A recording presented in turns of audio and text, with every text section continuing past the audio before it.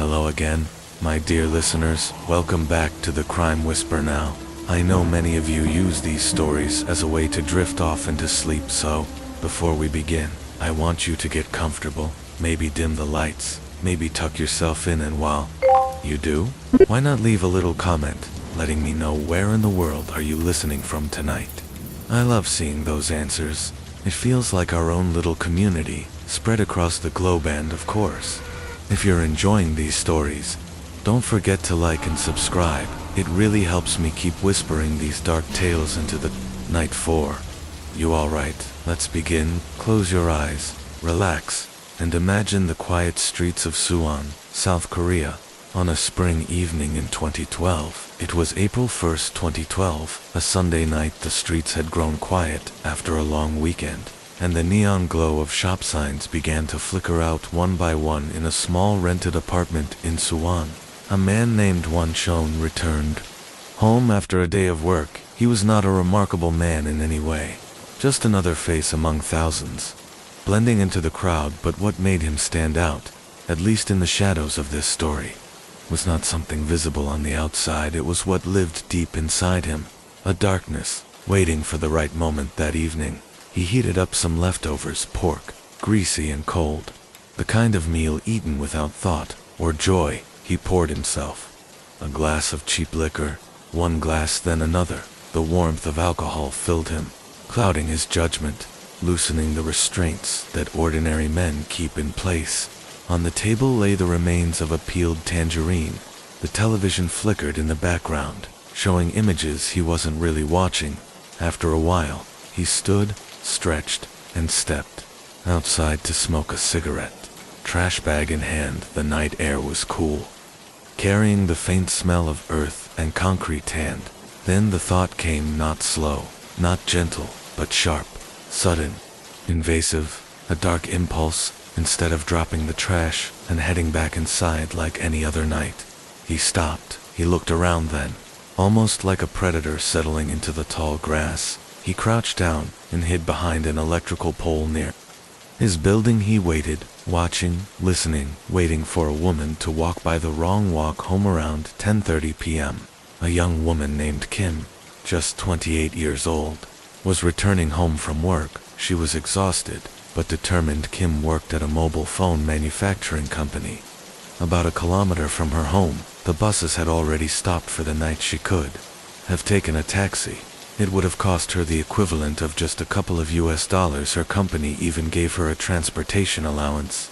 But Kim wasn't the kind of person to spend money on herself. Instead, she saved it every cent. She had a younger brother with dreams of attending university, and she wanted to help him get there. She had a mother to care for, and she was still carrying the weight of her father's debt. Life had placed a heavy burden on her shoulders, but Kim bore it with quiet strength. That night, she was only about 400 meters, less than half a mile from home. So close, just a few more minutes of walking, and she would have been safe. But fate had other plans. As she passed the building, a shadow lunged from behind the electrical pole. A hand gripped her throat, and before she could scream, she was dragged into the darkness of a rented apartment. Inside the apartment, the air inside was foul. A sour, suffocating stench clung to everything. The room was sparsely furnished, littered with odd, unsettling details. Small cards scattered on the floor, their meaning unclear. Clothing stuffed carelessly into a suitcase. Women's underwear tossed casually on the bed, though there was no sign of any woman living there. Most disturbing of all were the sanitary pads strewn about the floor. It was as if the place itself whispered of sickness and obsession. Kim's heart pounded in her chest. She was terrified, but she tried to stay calm. The man, Won Chon, looked at her with a twisted grin. He offered her money 10 times his rent. He said he would pay her if she just gave him what he wanted. But Kim knew this wasn't about money. This was about control, about power, about a darkness inside this man that she could not reason with. She stayed silent, and instead, she looked for a way to escape a desperate struggle.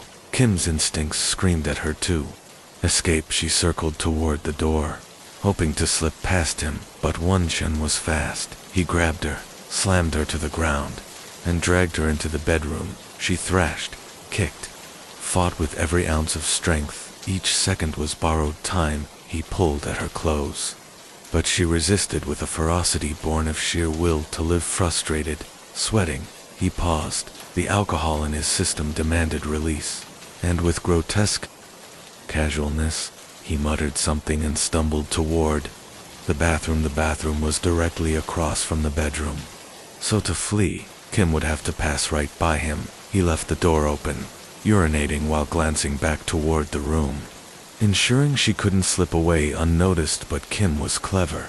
She realized escape through the front door was impossible, but she could buy time the moment his back was turned. She darted to the bedroom door with trembling hands. She twisted the lock. Her fingers shook violently as she fumbled for her phone. She dialed 112. South Korea's emergency line. The call for help. The line clicked. An operator's voice. Kim whispered frantically, then raised her voice in desperation. "I'm being raped. Please, please send help. I'm in Suwon, near my home." Her voice cracked with terror. She repeated her words, begging for rescue, but instead of urgency, the operator questioned her. "How do you know you're being raped? Who is the man? How did you get into his apartment?" Kim's breath quickened. She tried to answer, tried to give an address, but her words were scattered. Caught between sobs and panic, every second felt like an eternity, and then a crash. The sound of splintering wood filled the room. The door gave way and stormed inside, his eyes wild with fury. He had broken the lock with brute force. In her last moments of control, Kim pleaded. She apologized, begged, said she was at fault, hoping, praying it would calm him. But mercy was not in him. The phone clattered to the floor, the operator's voice echoing uselessly into the void. "Hello. Please repeat the address." What followed was only the sound of Kim's cries of pain. Muffled against the walls of that filthy room, a family's fear-wearers. Past Kim's family waited at home. Restless, she had not returned. She was not answering her phone. Something was wrong. At midnight, her family reported her missing, but the police response was sluggish, lethargic. They treated it like any other late-night disappearance. Not the emergency it truly was. It wasn't until 3 a.m., nearly 5 hours after the 112 call, that officers began a proper search. Only 2 patrol cars and 5 officers were dispatched. Kim's older sister joined them, riding in the back of a police car. The vehicle stopped near a supermarket, just a short distance from the actual crime scene, and there they waited, listening to radio chatter, hoping for a lead. At one point, the officers inside the car even dozed off unknowingly. They were just 30 feet away from where Kim was being held. The hours that slipped away, asterisk. The night dragged on. 4 a.m. became 5 a.m. 5 a.m. became 6 during those hours. Kim endured horrors that words can only whisper around the edges. She resisted. Again and again she clung to life with remarkable courage, but each time she fought, the violence grew. By dawn, she was exhausted, terrified, and yet she did not give up. At 6 a.m., the number of officers increased to 10. At 6:50 a.m., finally, all 35 members of the investigation team were present, but the tragedy had already unfolded. Failure of protection. The chief detective in charge arrived late. The patrols were scattered, disorganized. The response delayed at every step. By the time the truth was uncovered, by the time the apartment door was broken down and one shun was subdued, the horror had already reached its conclusion. The woman who had walked home that night with dreams of helping her brother through school was gone. Her life, so full of sacrifice and quiet strength, had been extinguished by a man hiding in the shadows, and, all the while, help had been just minutes away, but never came. Though. Aftermath. When news of the case broke, South Korea erupted in outrage. How could the emergency operator fail to act quickly? How could the police sit idly in a car, falling asleep, just meters away from the crime? This case became known as the Suwon murder case, a story not just of one man's evil, but of systemic failure. It wasn't just that Kim had been attacked, it was that she had called for help. She had done everything right, and still no one came. Whispered reflections as you lay here tonight, drifting closer to sleep. Think about this. Evil often wears the face of the ordinary, a man eating leftovers, smoking a cigarette, walking home from work, but it only takes one decision, one dark thought, for the ordinary to become monstrous. And sometimes, the systems built to protect us. Falcom's story is not just a tale of crime, it is a reminder of fragility, of courage, of how close safety can be, just a few hundred meters from home, and yet, how quickly it can vanish. So tonight, hold close the thought of safety, of awareness, of compassion, and let us remember Kim not only as a victim, but as a sister, a daughter, a young woman who gave all she could for her family. Chapter 1. A Man in the Shadows. It was the evening of April 1st, 2012 in the city of Suwon, South Korea. Neon signs glowed faintly in the night. Streets quieted as buses finished their routes, and the last of the commuters made their way home. In a small, dingy, rented apartment, a man named Won-chun returned from work. He was not remarkable. No one would notice him in a crowd. He heated up leftovers, pork, greasy and cold. He ate without care, washed it down with a few glasses of cheap liquor. The alcohol warmed him, dulled him, but also loosened something darker. He peeled a tangerine, turned on the television, watched without really seeing the glow of the screen, flickered against the clutter of his apartment. And then, almost without warning, the thought came, not planned, not careful, just sudden. He rose, slipped outside into the night air with a cigarette and the trash in hand, but instead of finishing his smoke and returning inside, he crouched low behind an electrical pole, and he waited for someone, waited for a woman to pass by, like a predator crouched in the tall grass, patient, alert. The city around him continued its quiet rhythms, unaware. Chapter 2. The walk home. At around 10:30 p.m., a young woman named Kim walked down the street. She was just 28 years old. Her day had been long. She worked at a mobile phone manufacturing company. About a kilometer from her home, the buses had stopped running for the night. She could have taken a taxi. It would have cost her just a couple of dollars, but Kim rarely allowed herself such luxuries. She had a younger brother with dreams of attending university, a mother to care for, and the debts left behind by her father. Every spare coin mattered.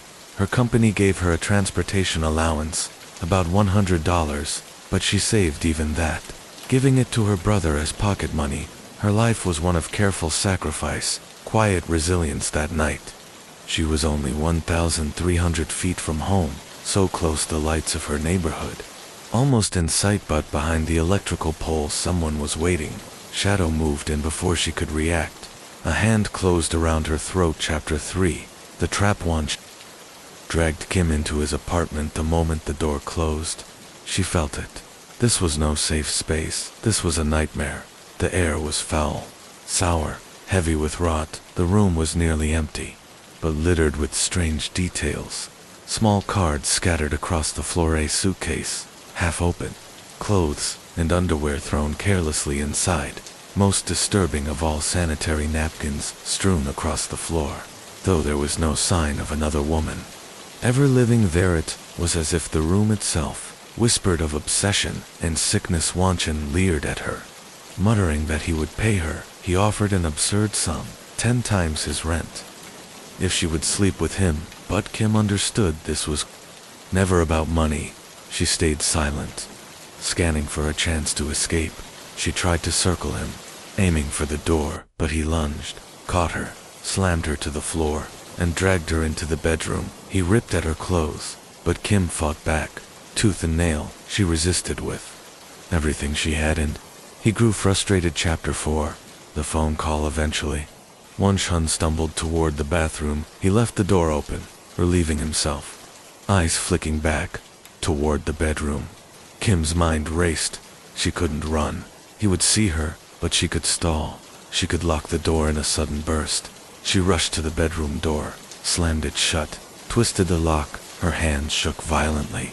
As she pulled out her phone, she dialed 112. The call connected. Her voice trembled as she spoke. "Please, I'm being raped. Help me. I'm in Suwon. I don't know the exact address. Please hurry." The operator's voice was calm, detached. "Are you sure you are being raped? How do you know this man? How did you get into the apartment?" Kim's breathing was frantic. She tried to explain. Tried to describe landmarks. "I'm near my home. Suwon, please, hurry, please." And then, the sound of splintering wood. The door burst open. Wonchun stormed in, his face twisted with rage. He grabbed her. She begged, apologized, admitted fault. Desperate to calm him, but there was no calming him. Her phone fell to the floor, the operator's final words echoing into the void. "Hello. Please repeat the address." And then only the sound of cries and the tearing of clothes. Chapter 5. The hours of terror that night stretched endlessly. Kim resisted again and again. Wonchun tried many times, but her will was strong. Her fight, unyielding at one point. Exhausted, he gave up around 5 a.m. He lay beside her and fell asleep. Kim did not close her eyes. She was too terrified. She stared into the dark, trembling, waiting for any chance of escape. When he awoke, he saw her still wide-eyed, still resisting even in silence, and once more, he became aggressive. The nightmare continued. Chapter 6. The family's fear at home. Kim's family grew frantic. She had not returned. She wasn't answering her phone by midnight. They reported her missing, but the police response was slow, painfully slow. It wasn't until 3 a.m. that a search began. To patrol cars. 5 officers, that was all her older sister, rode with them. Their car stopped outside a supermarket. Just down the street, they sat inside, listening to radio chatter. And at some point, the officers even dozed off. Later, they would learn they had been just 30 feet away from where Kim was being held. Chapter 7. The delay time passed. At 6 a.m., the number of officers increased to 10. At 6:50 a.m., finally, the full 35-member investigation team assembled, and, yet still delays, the chief detective arrived late. Coordination was poor, and inside the apartment, Kim was running out of time. By the time the door was broken down, by the time Wonchun was restrained, the tragedy had already unfolded. Kim was gone. Chapter 8. Outrage. When the case became public, the nation was furious. How could a woman call the police, beg for help, and still be left to die? How could officers sleep in their car, a stone's throw from the crime scene? How could the system fail so completely? The Suwon murder case became a symbol, not only of a predator's evil, but of the catastrophic failure of protection. Chapter 9. Remembering Kim. Kim was more than a victim. She was a daughter, a sister, a woman who worked tirelessly to support her family. She sacrificed her comfort for her younger brother's dreams. She gave, and gave, and yet, when she needed help the most, no one came. Her story reminds us how fragile safety can be, how quickly an ordinary walk home can turn into a nightmare, and it reminds us of courage, because Kim resisted, fought, and refused to surrender, even when faced with the darkest of nights. On that fateful night, Kim did everything that could reasonably be expected of a victim in her situation. At around dawn, terrified and desperate, she managed to place a 112 emergency call, South Korea's equivalent of dialing 911. What unfolded over the course of this call would later become one of the most scandalous examples of systemic negligence in South Korean law enforcement. The official report initially claimed that Kim's call lasted just 1 minute and 20 seconds, barely enough time for her to describe her condition and provide a vague sense of her location. However, as the truth began to leak, it became evident that this was only a fragment of the real story. In reality, the call stretched on for 7 minutes and 36 seconds, over 5 times longer than what authorities had first acknowledged. During those minutes, Kim fought with every ounce of her strength against her attacker, An Chen, a man determined to overpower her. Her cries were painful, prolonged, and filled with desperation. She pleaded for help, begged for intervention, and clung to the hope that the police on the other end of the line would treat her situation as a matter of life and death. But the police did not. Instead, the South Korean police later dismissed 6 whole minutes of the call, labeling it as meaningless background noise. Nothing but the victim's cries and pleas, which, according to them, held no practical significance. They even went as far as to claim that they withheld the full recording out of consideration for Kim's grieving family, suggesting that the painful audio would only deepen their trauma. Kim's family, however, was not convinced. For them, the withheld minutes represented not just personal pain, but the very evidence of how the system had failed their daughter. They demanded that the full tape be made public. What they suspected, and what later came to light, was chilling. The missing portion of the call did not consist solely of Kim's voice inside the call, the police's casual indifference during those 6 minutes. Recordings revealed not just Kim's cries, but also the voices of police officers themselves, who had gathered to listen to the call. Astonishingly, 20 officers at the nearest station, just a 7-minute drive from where Kim was being held, sat around the line, discussing her situation as though it were a trivial matter.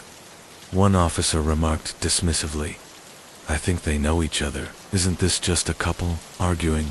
Another, even lazier in tone, added, "No one is answering, let's just hang up." And then they did, with a casual flick of indifference. The police terminated a call that could have been Kim's lifeline to them. Her desperation was little more than background noise to her. Those were the last moments of hope before she was dragged deeper into an abyss from which she would never return. The very act of hanging up the call violated basic police protocol globally.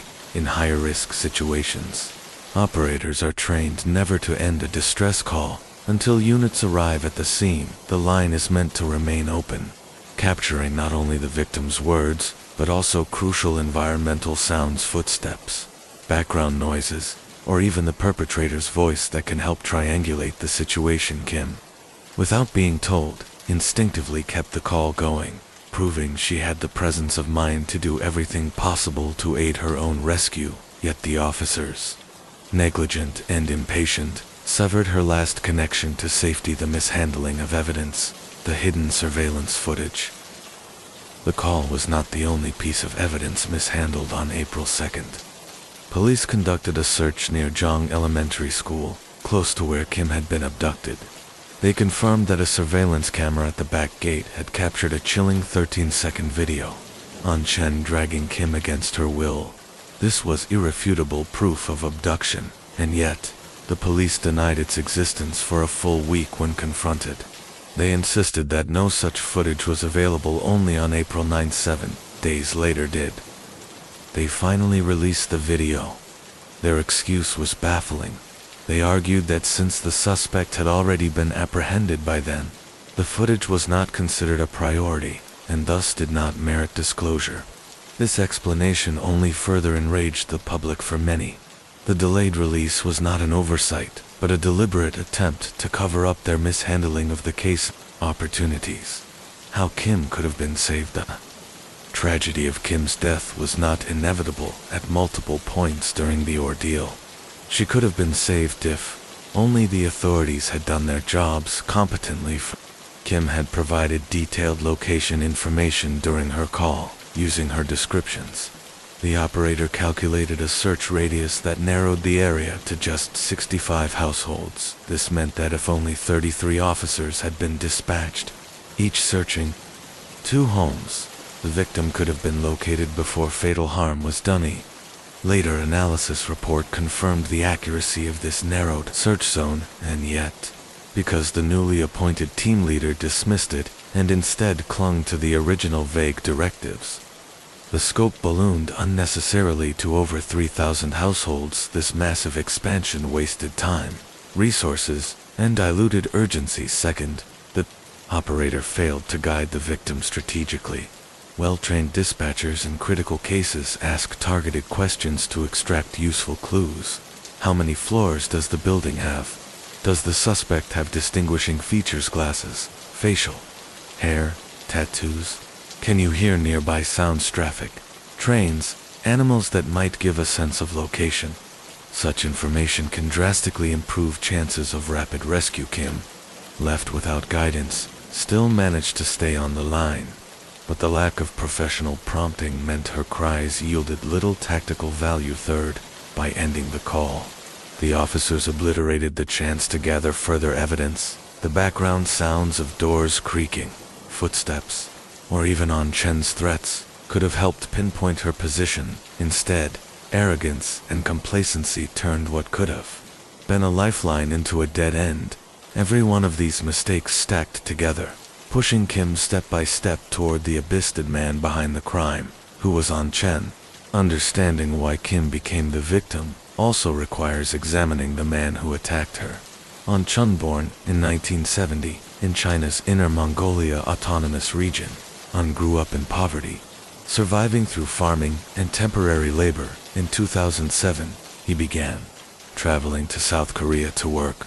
Lured by the prospect of earning far more money than he could back home, he was married with children, but his family remained in China while he worked abroad from 2010 onward. On resided in Swan, living in a cramped single-room unit that cost him about $150 a month. His daily life was grim and monotonous, punctuated by heavy drinking and occasional visits to sex workers. He had also fallen into the clutches of loan sharks, borrowing money at high interest rates, unable to repay. He was regularly beaten and humiliated. His alienation deepened in Korea, unable to adapt to the country's strict office culture, particularly the tradition of mandatory after-work drinking. He grew isolated from his colleagues. He was socially awkward, quick to anger, and obsessed with the idea that money was his only way out of misery. His dream, or rather, obsession, was to hoard enough savings to return to China and live comfortably with his family. Was against this backdrop of debt, alienation, and desperation that he encountered Kim. Why did he kill? The motive and controversy. The motive behind Kim's murder has remained the subject of debates. Some argued that On's actions were driven by anger at resistance. Kim did not submit, did not break, and did not surrender. Her dignity, her defiance, infuriated him, feeding into his fragile masculinity and deep-seated resentment. Others suggested that his motive was more practical and sinister, to silence her and prevent her from reporting him with debt collectors on his back and a tenuous immigration status. Any police involvement could have spelled disaster for him, whatever the exact motive. The tragedy lay in the fact that Kim fought with courage and might have survived had the institutions meant to protect her done their duty. The larger implications. This case was not just about one woman and one criminal. It exposed the cracks in South Korea's emergency response system, from poorly trained operators to dismissive field officers, from mishandled evidence to systemic cover-ups. It forced the nation to confront an uncomfortable truth. Negligence can be as deadly as violence. Kim's life was lost not only to the brutality of one man, but also to the indifference of many others. When he tried to assault Hearn because he feared losing the $7,000 he had earned in South Korea. Chen recalled scenes from American gangster films he had watched, determined to avoid arrest. He focused on disposing of the body as quickly as possible. The victim's family and the public, however, questioned this explanation. Chen insisted that the murder and dismemberment were all about covering up the crime swiftly, yet his methods suggested a chillingly composed mindset. Over 6 hours, he cut the victim into more than 200 pieces without damaging the internal organs at 5 9 inches and 183 pounds. Overpowering a bound, Kim should not have been so difficult. Raising questions about his true motives, psychologists argued that simply stopping the assault by killing her seemed unlikely. This led the court to hypothesize organ trafficking. But during the trial, the Suwon court concluded otherwise. Chen appeared only to have stored the body in plastic bags to slow decomposition. His bank records showed no suspicious transactions. Thus, after a thorough review, the court decided his gruesome acts were improvised, rather than part of a trafficking scheme. With this change in the interpretation of motive, Chen's sentence was reduced from death in the first trial to life imprisonment on appeal. The key difference lay in whether his disposal of the body indicated intention beyond concealment. Still, many critics argued that for a man who attempted rape and dismembered his victim with such cruelty, Escaping the death penalty seemed far too lenient in a later media interview. The chief detective remarked coldly that finding the victim within 13 hours was already very fast, and even earlier discovery may not have saved her life. The statement provoked outrage. The detective was suspended for 3 months, and under immense public pressure, the police chief resigned in his resignation. He apologized deeply to the victim's family, admitted to the police's careless handling, and promised to hold officers accountable. He even pledged to support the family should they seek compensation from the state. June 28, 1993, a separate tragedy unfolded in the Philippines. To students from the University of the Philippines, Las Barras 21-year-old agriculture major Eileen Sarmenta and her friend, 19-year-old Alan Gomez, were relaxing after class at a cafe near campus. The pair, close companions who often played chess and shared stories, decided to head back to their dorms. Gomez drove his white Toyota pickup with Eileen beside him. As they opened the doors, an ambulance suddenly pulled up. 7 men rushed out. 2 armed men restrained Gomez, while others seized Eileen in seconds. Both were dragged into the back of the pickup.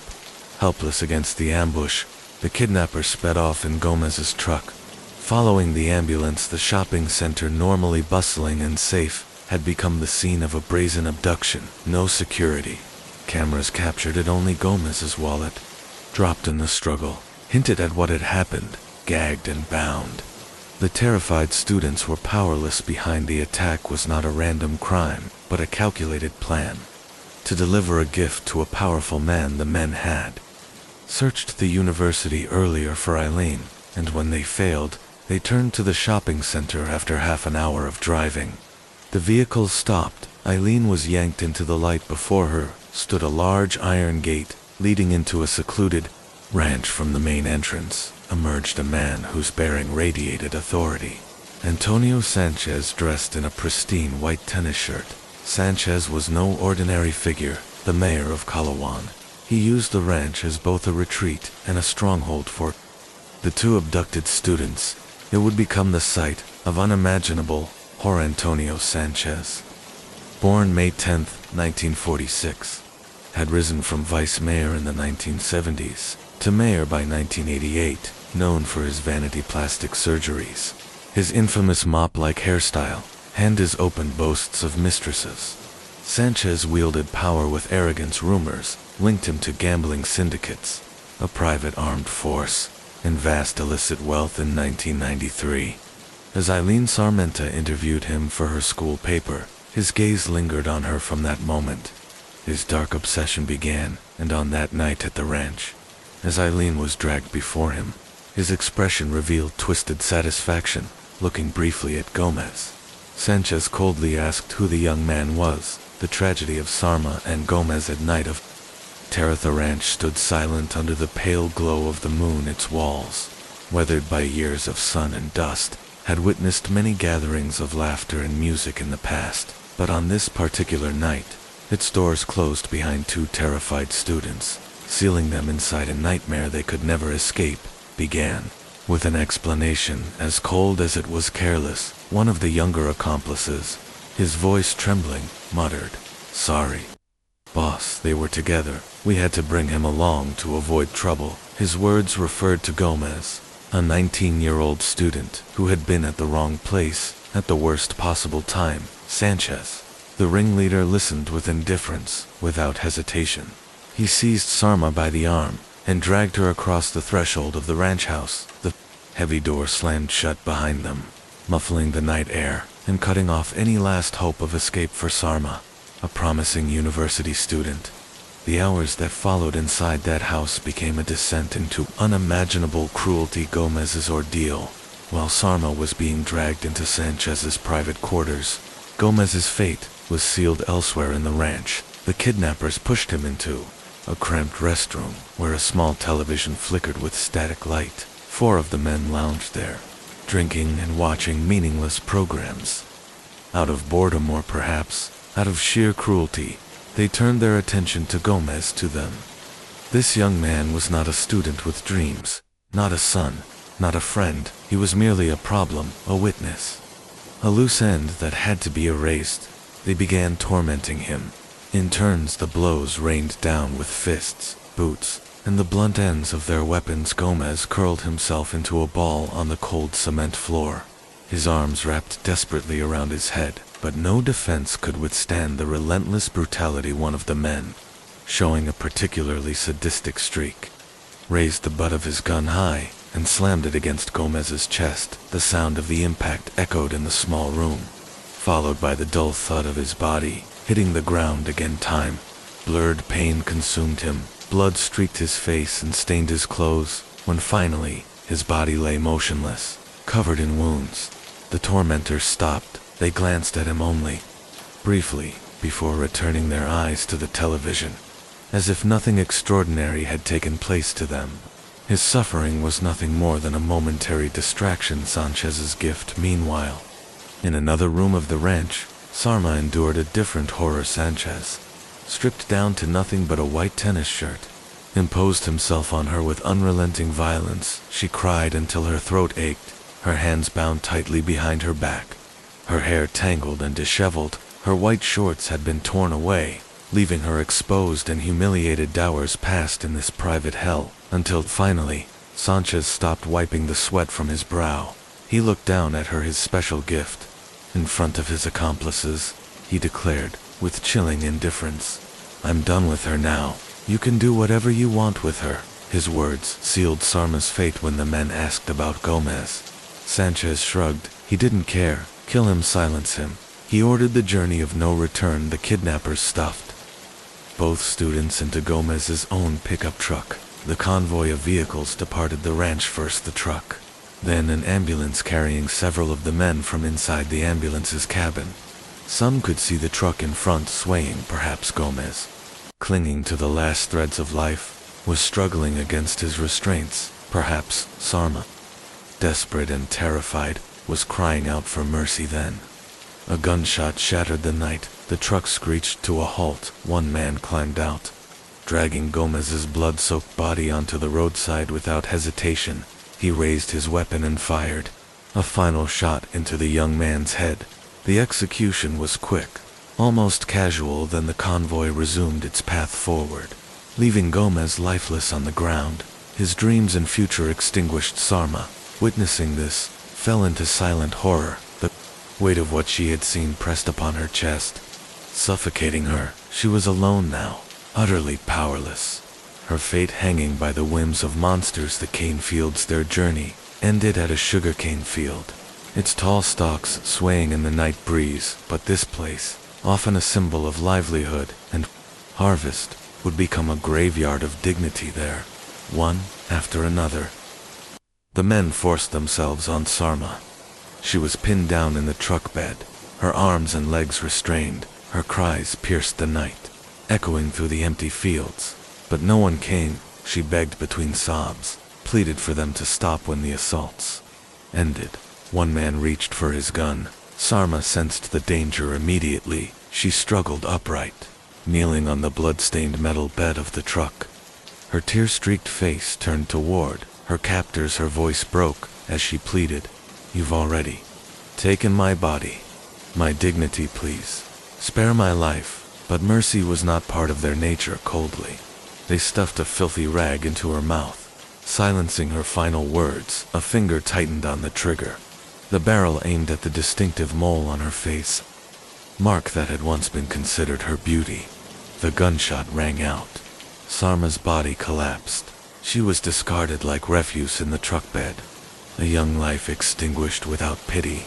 The men did not bother to conceal their crime. Instead, they laughed and mocked her final plea, their voices mixing with the sound of the ambulance's engine as they drove away. The investigation deepened, both the urgency and the sensitivity of the case.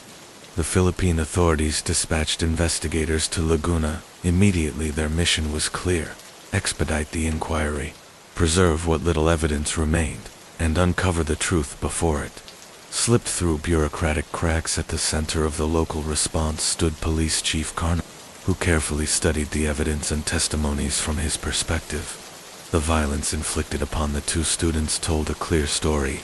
Sarma bore the brunt of the assault, multiple injuries, signs of struggle, and the devastating sexual violence. Gomez, meanwhile, though dead, showed comparatively fewer indications of being the prime target to Carnot. The conclusion was almost obvious. Sarma was the intended victim, and Gomez had merely been collateral damage. Silenced because he was with her at the wrong time and place. But not everyone on the force agreed. Deputy Chief George Sharp, ambitious, and often at odds with Carnot, proposed a radically different theory to him. Gomez was not a victim at all, but the actual perpetrator. George painted a psychological profile rooted in jealousy and rejection. He argued that Gomez had long harbored feelings for Sarma, feelings she did not return because she was already in a committed relationship. That rejection, George believed, bred bitterness. George buttressed his theory with Gomez's past. Only weeks earlier, Gomez had been in a dispute tied to his ex-girlfriend. She had left her new boyfriend, Kit, a student Gomez had once fought on campus. In that altercation, Gomez had been humiliated. He lost the fight, walked away embarrassed, and carried a grudge. George now suggested that Gomez had redirected his frustrations towards Sarma, the young woman who had rejected him. The deputy chief laid out the sequence as he imagined it. On June 28th, Gomez allegedly attempted to reconcile with Sarma after class. He invited her out for coffee, feigning civility once the campus had emptied. He offered her a ride back to her dormitory instead of heading there. He diverted the vehicle into the isolated sugarcane fields there. According to George's version, he attempted to rape her when she resisted. He used a firearm to end her life. Overcome with panic and the fear of police discovery, he supposedly turned the weapon on himself. It was, on the surface, a neatly tied narrative, but like many stories assembled too quickly, it began to unravel under scrutiny. First, there was the matter of the fluids discovered on Sarma's body. If Gomez alone was involved, where did they come from? Second, the injuries to Gomez's body raised more questions than they answered. The blunt force trauma visible on him could not be explained by George's theory of a self-inflicted gunshot. Third, and perhaps most damning, no firearm was recovered near Gomez's body. If he had indeed killed Sarma, and then himself, how had the weapon mysteriously vanished? The inconsistencies only deepened days later. On June 29th, residents living near the site where Gomez's body was found stumbled upon an empty shell casing. They promptly handed it to the authorities. That single piece of metal would shift the trajectory of the investigation. The next day, Officer Aurelio, who had been among those who discovered Gomez's body, came forward with additional details after the transfer of Gomez's remains from the police station to City Hall. He claimed he had seen something odd, a prisoner in uniform washing a Toyota pickup truck. The prisoner admitted he had been ordered to do so by his superiors, though he declined to name where. Aurelio also produced another piece of evidence. He handed Chief Carnot a pair of white shorts, allegedly found by the mayor's driver along a highway far from the sugarcane fields.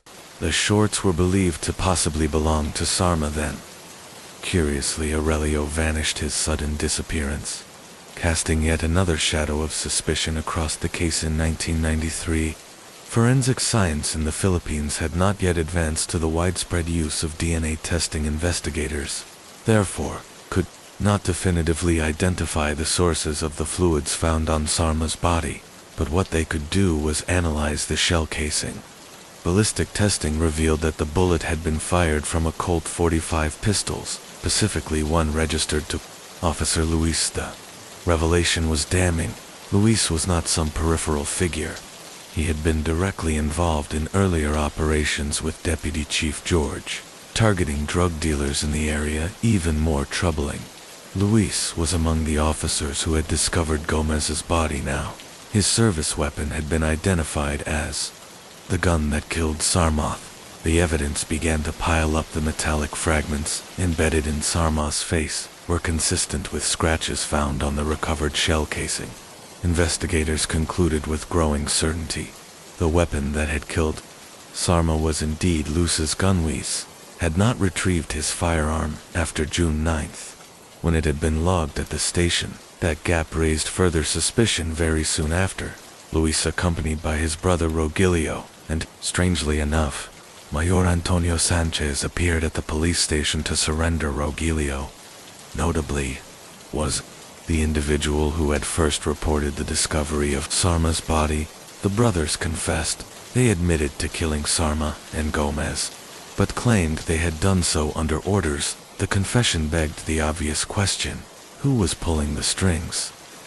George's earlier narrative now shifted again. He revived the name of Kit, Gomez's old rival in love, the boyfriend of Gomez's ex-girlfriend Kit. He argued, had motive humiliation, rivalry, bitterness, and he came from a powerful family. His father was a general, infamous for corruption and a ruthless reputation. Could Kit have leveraged his father's power to orchestrate the murders? At first glance, the claim held some plausibility, but when Kit was finally questioned, investigators quickly dismantled the theory. Witnesses confirmed that after his earlier altercation with Gomez, Kit had reconciled with him. Classmates vouched that the two bore no lingering animosity. The narrative of Kit as mastermind crumbled. The National Bureau of Investigation, NBI, brought in to oversee the increasingly convoluted inquiry, dismissed the brothers' confessions as coerced and unreliable. They also rejected the idea that Kit had wielded his father's influence to compel two police officers into committing rape and murder as the NBI pressed forward. The darker truth began to emerge. Chief Carno, desperate for resolution, ordered the torture of Luis and Rogelio in hopes of extracting clarity under duress. The brothers broke their words, implicated someone far more powerful than Kit. Mayor Antonio Sanchez. The connections to Sanchez were disturbingly numerous. His private ranch lay in close proximity to where the bodies were found. His driver had been the one to recover Sarma's shorts on the distant highway. He had even personally accompanied Luis and Rogelio to the police station during their so-called surrender. One coincidence might be explainable. Several together formed a chilling pattern.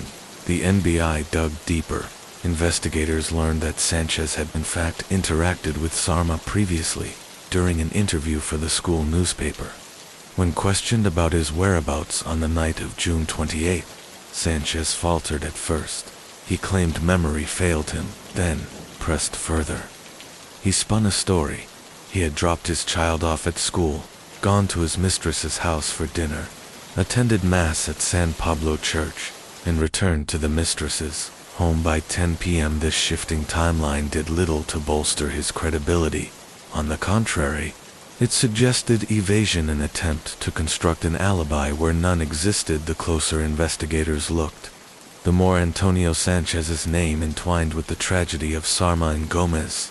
The investigation narrows. The National Bureau of Investigation, NBI, quickly recognized the urgency of the case. Public outrage was mounting, and the brutal nature of the crime demanded swift answers. Investigators from Manila were dispatched to Calauan, tasked with working alongside local authorities to ensure the investigation was not compromised. At the heart of the inquiry, however, two competing theories emerged. Police Chief Carno leaned on the observable evidence. Sarma's body bore the marks of targeted brutality, while Gomez's injuries suggested he may have been collateral damage to No, Sarma was the primary victim. Gomez had simply been in the wrong place at the wrong time. Deputy Chief George, on the other hand, advanced a theory that shocked even his own colleagues. He insisted Gomez himself might have been the perpetrator. According to George, Gomez had harbored an unreciprocated affection for Sarma. When she rejected his advances, already having a boyfriend, resentment festered within him. George tied this to a prior incident. Only weeks before the crime, Gomez had clashed violently with another student, Kit, the boyfriend of his ex-girlfriend. After losing that fight, George claimed Gomez's humiliation deepened, and Sarma, who had not accepted his feelings, became the focus of his frustration. In George's narrative, Gomez lured Sarma under false pretenses on June 28. He allegedly invited her out for coffee, pretending to reconcile after their supposed attentions once the campus emptied. George theorized. Gomez offered her a ride back to her dormitory instead. He detoured into the sugarcane fields, where he attempted to assault her when Sarma resisted. He shot her in a panic, later turning the gun on himself out of fear of being caught. But this explanation quickly began to collapse under scrutiny. Forensic inconsistencies abounded. Investigators noted the presence of multiple biological fluids on Sarma's body, which could not be explained by George's lone wolf theory. Moreover, Gomez's own injuries showed blunt force trauma that did not align with suicide if he had taken his own life in that field. Why were no weapons found near his body? How could he have disposed of the firearm after his death? The contradictions piled higher when, on June 29th, residents near the field where Gomez's body was discovered stumbled upon an empty shell casing. They turned it over to authorities, who quickly recognized its significance. On June 30th, Officer Aurelio, who had helped recover Gomez's body, brought forward additional information. He claimed that on the 29th, while transferring the body from the police station to the city hall, he had noticed a prisoner in uniform scrubbing down the Toyota pickup truck believed to be linked to the case. The prisoner explained he had been ordered to clean it but could not specify by whom. Aurelio also handed over a pair of white shorts discovered by the mayor's driver along a highway. Far from the sugarcane fields, they were believed to belong to Sarmuth, and Aurelio vanished. His disappearance raised further alarms, as though someone wanted to eliminate key witnesses who could unravel the truth. The evidence turns toward the police. 1993. The Philippines lacked the advanced DNA testing methods common in today's investigations. Yet, even without those tools, the evidence began to point unmistakably toward foul play involving law enforcement officers themselves. Ballistic analysis of the shell casing revealed that the bullet had been fired from a Colt .45 pistol. This weapon, according to registration records, was assigned to none other than Officer Luis, one of the men directly involved in the anti-drug operations in the region, and crucially, the officer who had first discovered Gomez's body. Further metallurgical analysis showed that fragments embedded in Sarma's face matched scratches found on the same shell casing, a detail that all but confirmed the murder weapon was indeed Luis's gun. Suspicion mounted rapidly.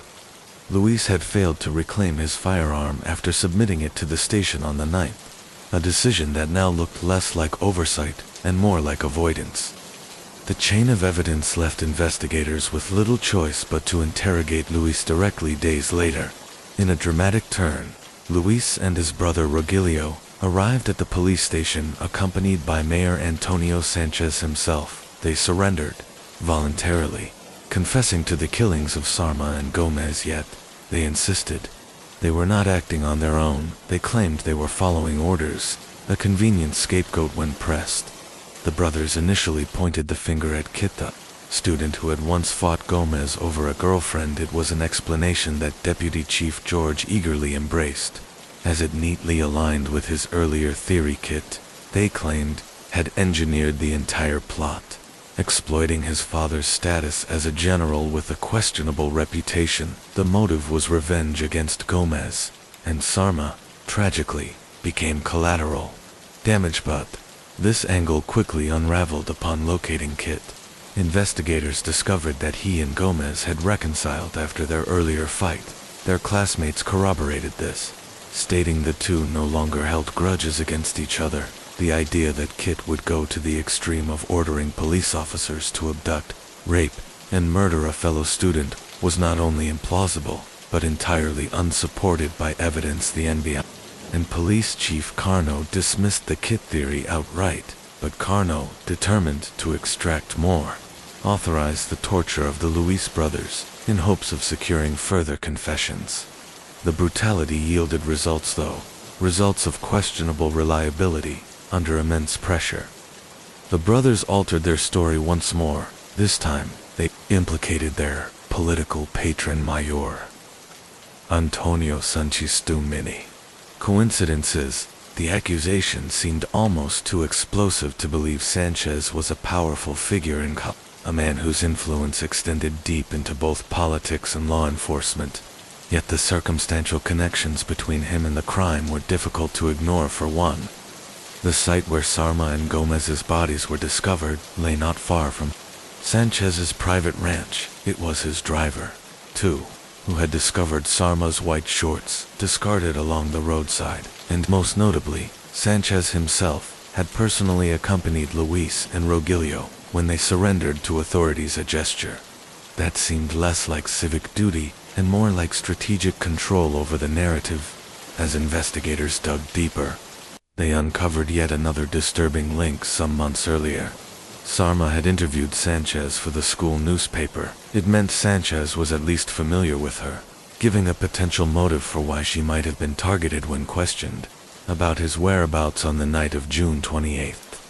Sanchez's responses were muddled and inconsistent at first. He claimed he could not recall later. He said he had dropped off his child at school before visiting his mistress. According to him, he spent the evening at her home, left briefly for San Pablo Church, and returned to her residence at 10 p.m. the following day. He said he remained there as well. The story shifted each time he was asked, his alibi fraying at the seams. The spiral of suspicion when investigators pressed for suspects. One name surfaced almost immediately. Kit. The mention was almost too hasty, too convenient. With little hesitation, blame shifted toward him, as if rehearsed to authorities. This instant accusation rang hollow. The speed with which Kit's name was offered seemed less like genuine suspicion and more like a calculated move to deflect attention. But Kit's name was not the only one thrown under the bus to police. Officers were also implicated, further muddling the tangled web of accusations. By August 10th, the National Bureau of Investigation finally caught up with one of the missing men, Aurelio. He was found wandering through the crowded stalls of a large market in Manila. His capture was not the dramatic takedown of a hardened fugitive. It was a quiet arrest. A man pulled out of hiding after weeks of uncertainty. The dominoes fell quickly afterward. The same day, Deputy Chief George, Officers Vicencio and Zhu were also summoned. The pressure of interrogation and the fear of torture whispered through the cells of the detention center broke the fragile defenses of the accused. Aurelio was the first to confess. His words cracked open the case within hours. Vicencio followed, his own voice spilling secrets that implicated others higher up the chain. Just 3 days later, on August 13th, even Antonio Sanchez, the once untouchable mayor, found himself in handcuffs. The spectacle of his arrest shook the community. Here was a man who had once sat at the apex of local politics, now being led away like a common criminal.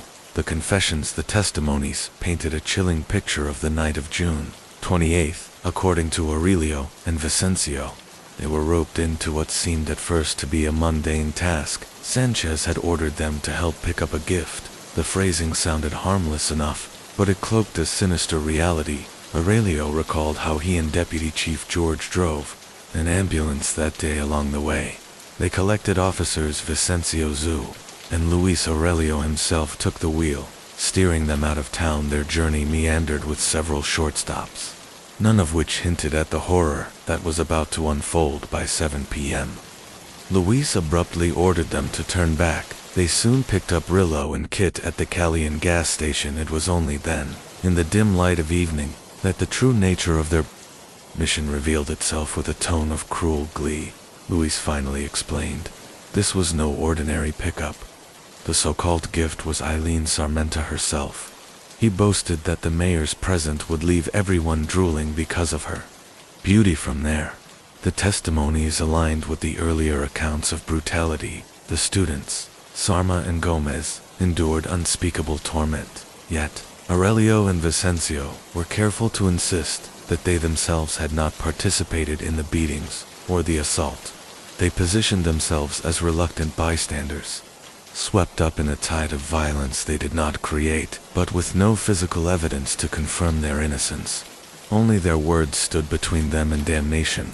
Aurelio added another layer to the story. After the crime, when Sanchez learned that NBI agents had begun monitoring the case. He erupted in anger. His fury was not at the atrocity itself, but at his men for being careless. A small sum of money, less than the price of a new car, will settle this matter. Sanchez assured them his solution to murder and rape was bribery. On June 30th, Sanchez, paranoid about whispers from local residents, acted again. Word had spread that a suspicious ambulance was seen near where the bodies had been discovered to cover their tracks. Sanchez handed Aurelio 2,000 pesos, a paltry $40 at the time, and ordered him to lay low. The so-called operation that Sanchez had promoted to his circle as a drug bust was nothing more than a macabre ruse. The ambulance was not hunting criminals, it was transporting the mayor's prey. The cover story of law enforcement action was designed to conceal the disposal of human lives. Evidence unearthed. The investigation dug deeper, literally, at Sanchez's ranch. Police unearthed key pieces of evidence. Sarma's belt, discarded yet unmistakable, and the remnants of a cigarette butt that had been used to burn her. These fragments tied the horror of that night back to Sanchez's property, reinforcing suspicions that the crime was not a rogue act of a few officers, but an operation orchestrated from the very top. The courtroom spectacle. When the trial commenced, public attention zeroed in on Sanchez. True to his political theatrics, he turned the courtroom into a stage. Aurelio and Vicencio, surprisingly, were not prosecuted, perhaps due to their cooperation, but the rest of the accused, all men who had confessed, pleaded not guilty. Each court appearance by Sanchez was calculated. He carried with him a statue of the Virgin Mary, held high as though divine favor would shield him. He dressed in spotless white tennis shirts, his surgically altered face beaming arrogance with a smirk. He dismissed the rape charges outright. I could not have raped her, he declared, because women come to me willingly with my charm. I don't need to force anyone. The other defendants backtracked on their confessions, claiming they had been coerced under torture. The brothers Luis and Rilo insisted they had acted under the orders of Chief Carno, shifting blame upwards. They admitted Sanchez was involved, but now suggested Kit was the actual perpetrator. Deputy Chief George further complicated matters by testifying that it was Chief Carno who had ordered the destruction of evidence, and that he had instructed the group to pin the blame on Vicencio. Shifting web of accusations, denials, and counterclaims turned the courtroom into a theater of shadows. Judgment day. After 16 months of trial, on March 11, 1995, the judge finally delivered the verdict. The court rejected the defendants' pleas. Antonio Sanchez and 5 others were convicted of murder, rape, and kidnapping. Each received 7 life sentences, to be served consecutively, a legal hammer blow that underscored the severity of their crimes. The judge's words were stark. The cruelty displayed in this case was rarely seen in the world. The convicts were ordered to pay the families of Sarma and Gomez 12 million pesos, about $240,000 at the time as the sentence was read. The carefully curated image of Sanchez crumbled. The mayor, who had once entered courtrooms smiling, clutching holy statues, and parading his arrogance, erupted in rage. He cursed vehemently, his face twisting into the true mask of his character. But the downfall did not end there. That same year, Sanchez was indicted again, this time for another political murder. Witnesses testified that Sanchez had ordered Luis Vicencio and 2 others to carry out an assassination plot. One of the participants offered immunity, pleaded guilty, and turned on the others. By December 1996, Sanchez and Luis had received 2 more life sentences. The myth of innocence. Through the years, Sanchez clung to his narrative of innocence. He framed himself as a victim of politics, insisting the charges were fabrications designed to destroy his gubernatorial ambitions. The rhetoric found little sympathy, but it never faltered from his lips. The prison years behind bars. Sanchez was far from the model prisoner. His confinement became yet another theater of scandal. In 2006, guards found prohibited items and tools in his cell. During a surprise inspection, he was charged, but the case fell apart in 2011 due to insufficient evidence. In 2010, Another raid uncovered 15 million pesos worth of contraband, including cash and luxury items. These were discovered hidden inside a statue of the Virgin Mary. A perverse twist on the same symbol of piety Sanchez had carried into court years earlier in 2015. Inspectors found still more: a window, air conditioner, and a tablet. Comforts far beyond what any ordinary inmate could dream of. Sanchez's life in prison was one of privilege even within confinement. Corruption allowed him to live comfortably, shielded by his connections and his wealthy 2019 outrage. Then came the scandal of 2019. A law enacted in 2013 allowed inmates who demonstrated good behavior to earn sentence reductions applied broadly. The rule meant that 11,000 prisoners might qualify for early release, including Antonio Sanchez. News broke that Sanchez was set to walk free decades before serving even a fraction of his punishment. The public reaction was volcanic. A petition rapidly gathered over 53,000 signatures, demanding that Sanchez remain behind bars. Outrage spread across the nation. Students and alumni from the victims' university organized rallies, holding placards, chanting in unison, refusing to allow their classmates' killer to be freed. The families of Sarma and Gomez, who had lived for 26 years with wounds that never healed, condemned the government's actions as a betrayal. Their grief, already unimaginable, was now inflamed by the thought that justice itself might be undone. The irony was bitter. Sanchez, far from being a reformed prisoner, had repeatedly violated prison rules. His hidden luxuries, his smuggling of contraband, his disregard for the law, even behind bars, none of it painted the picture of a man who deserved leniency. In Japan's snowy west coast, in the quiet city of Kashiwazaki, in Nagata Prefecture, stood a modest two-story home to outsiders. It appeared unremarkable, an ordinary wooden house in a sleepy neighborhood called Yatsuya. But behind its walls unfolded one of the most shocking and unsettling cases in modern Japanese history. The head of this household was 70, Mrs. S., a widow who had spent the last years of her life trying to care for her only son, 30-7-year-old Nobuki. On paper, the arrangement looked ordinary, an aging mother supporting her unemployed son. In reality, it was a house of fear, where Nobuki's unstable behavior dominated every corner of daily life for years. Mrs. S. endured a cycle of verbal assaults, intimidation, and physical violence. Nobuki suffered from a diagnosed mental illness that made his moods volatile and unpredictable. His paranoia and aggression grew more severe with time, and rather than receiving treatment, he isolated himself on the second floor of the house, forbidding his mother from ever entering his space. At first, Mrs. S. bore the suffering in silence, believing that patience and maternal love might soothe her son's outbursts. But by the late 1990s, his behavior had escalated into outright cruelty. He berated her, shoved her, and in moments of rage beat her severely once. In a chilling act of dominance, he used a stun gun against her another time.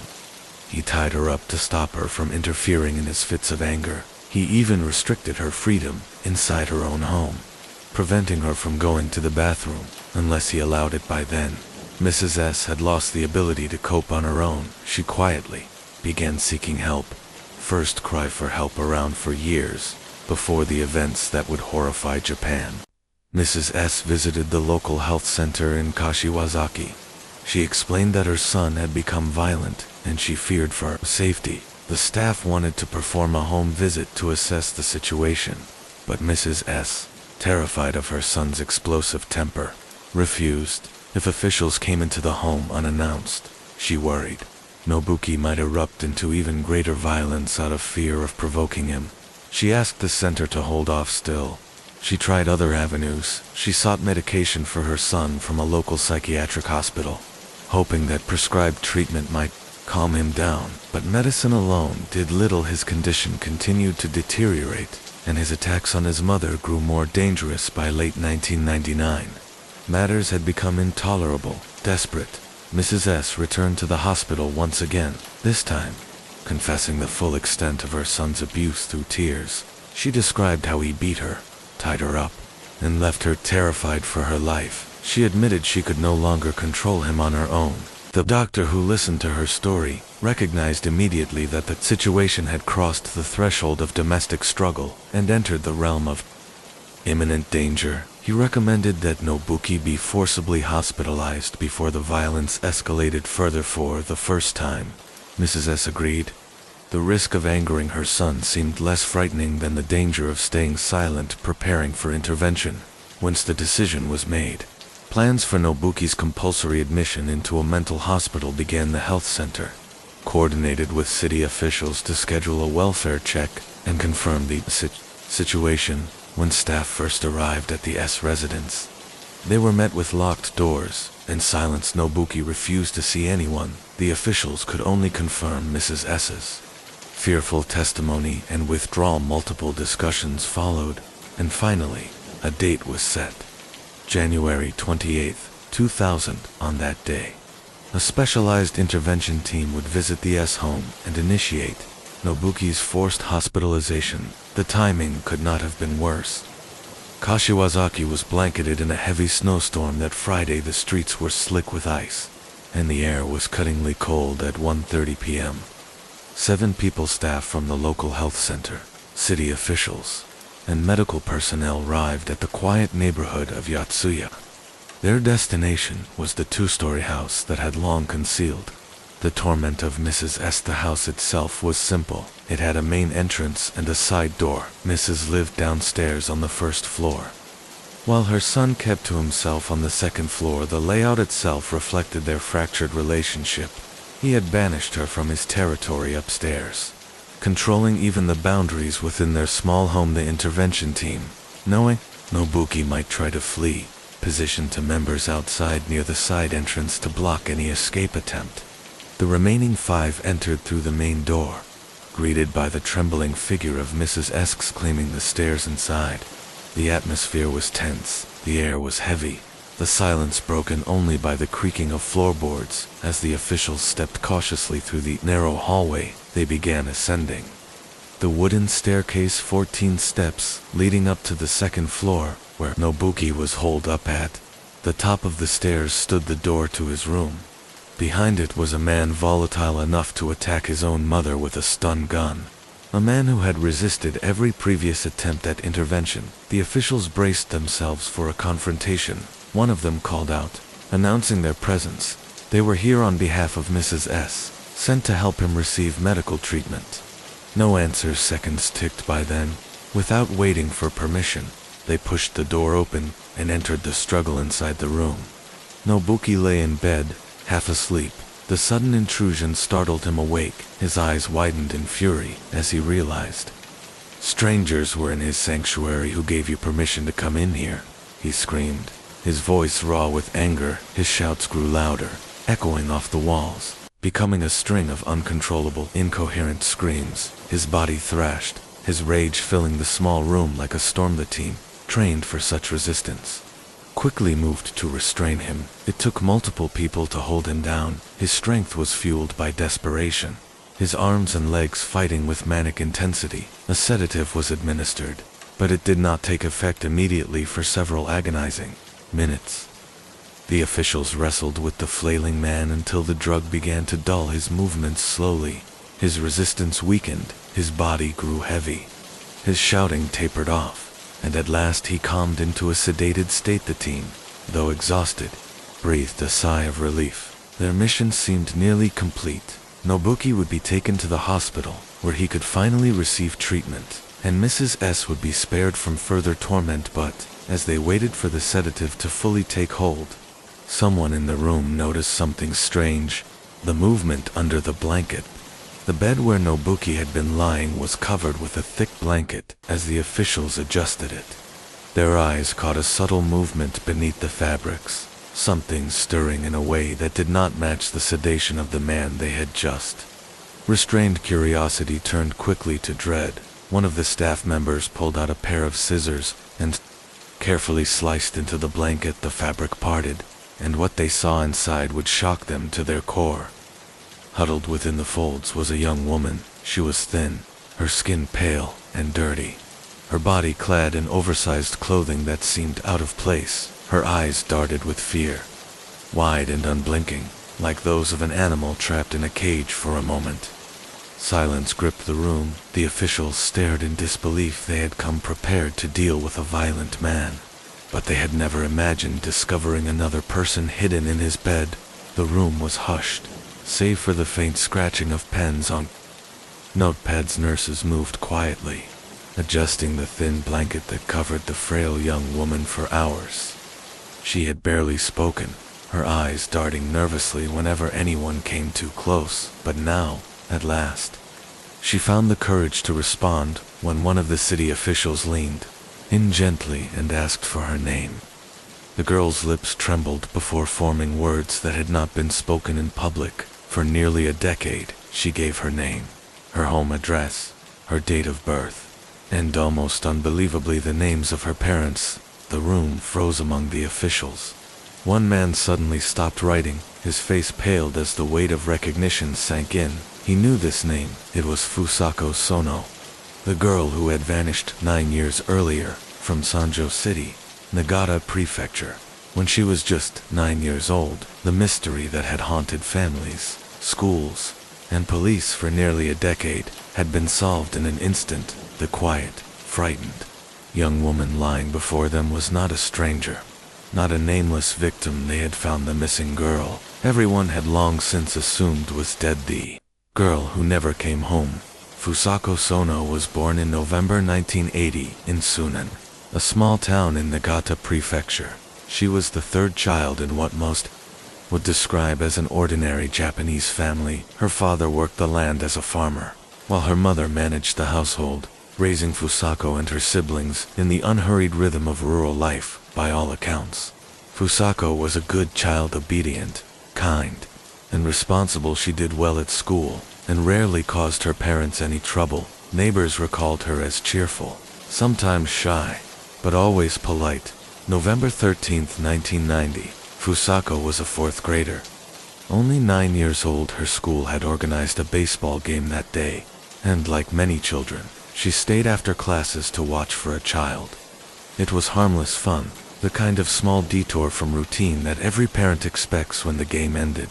At 5 p.m., she began the familiar walk home. It should have taken only minutes, but that walk was the last time anyone saw her free the abduction. As Fusako made her way along a quiet stretch near her school, a man emerged suddenly. He was 28 years old, carrying a knife, his eyes fixed on the small girl. This man was Nobuyuki S., a deeply disturbed individual who lived in Kashiwazaki, more than an hour away before Fusako had a chance to scream. He forced her into his car. The knife silenced resistance within minutes.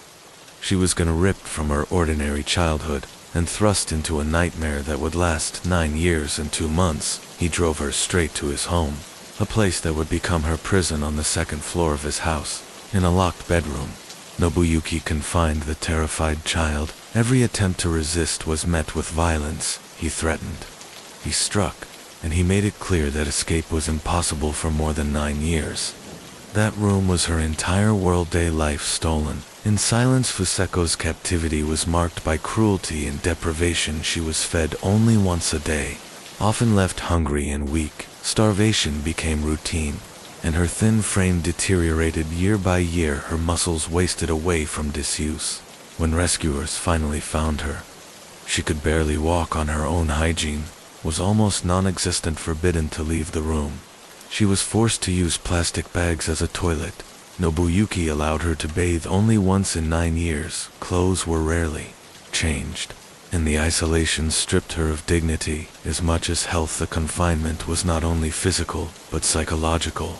Nobuyuki established rigid rules designed to keep his mother, who lived in the same house, from discovering the truth. He insisted on silence. The young girl lived in constant fear that any noise might lead to harsher punishment, or worse. 9 years of childhood vanished behind a locked door. The day of discovery on January 28, 2000.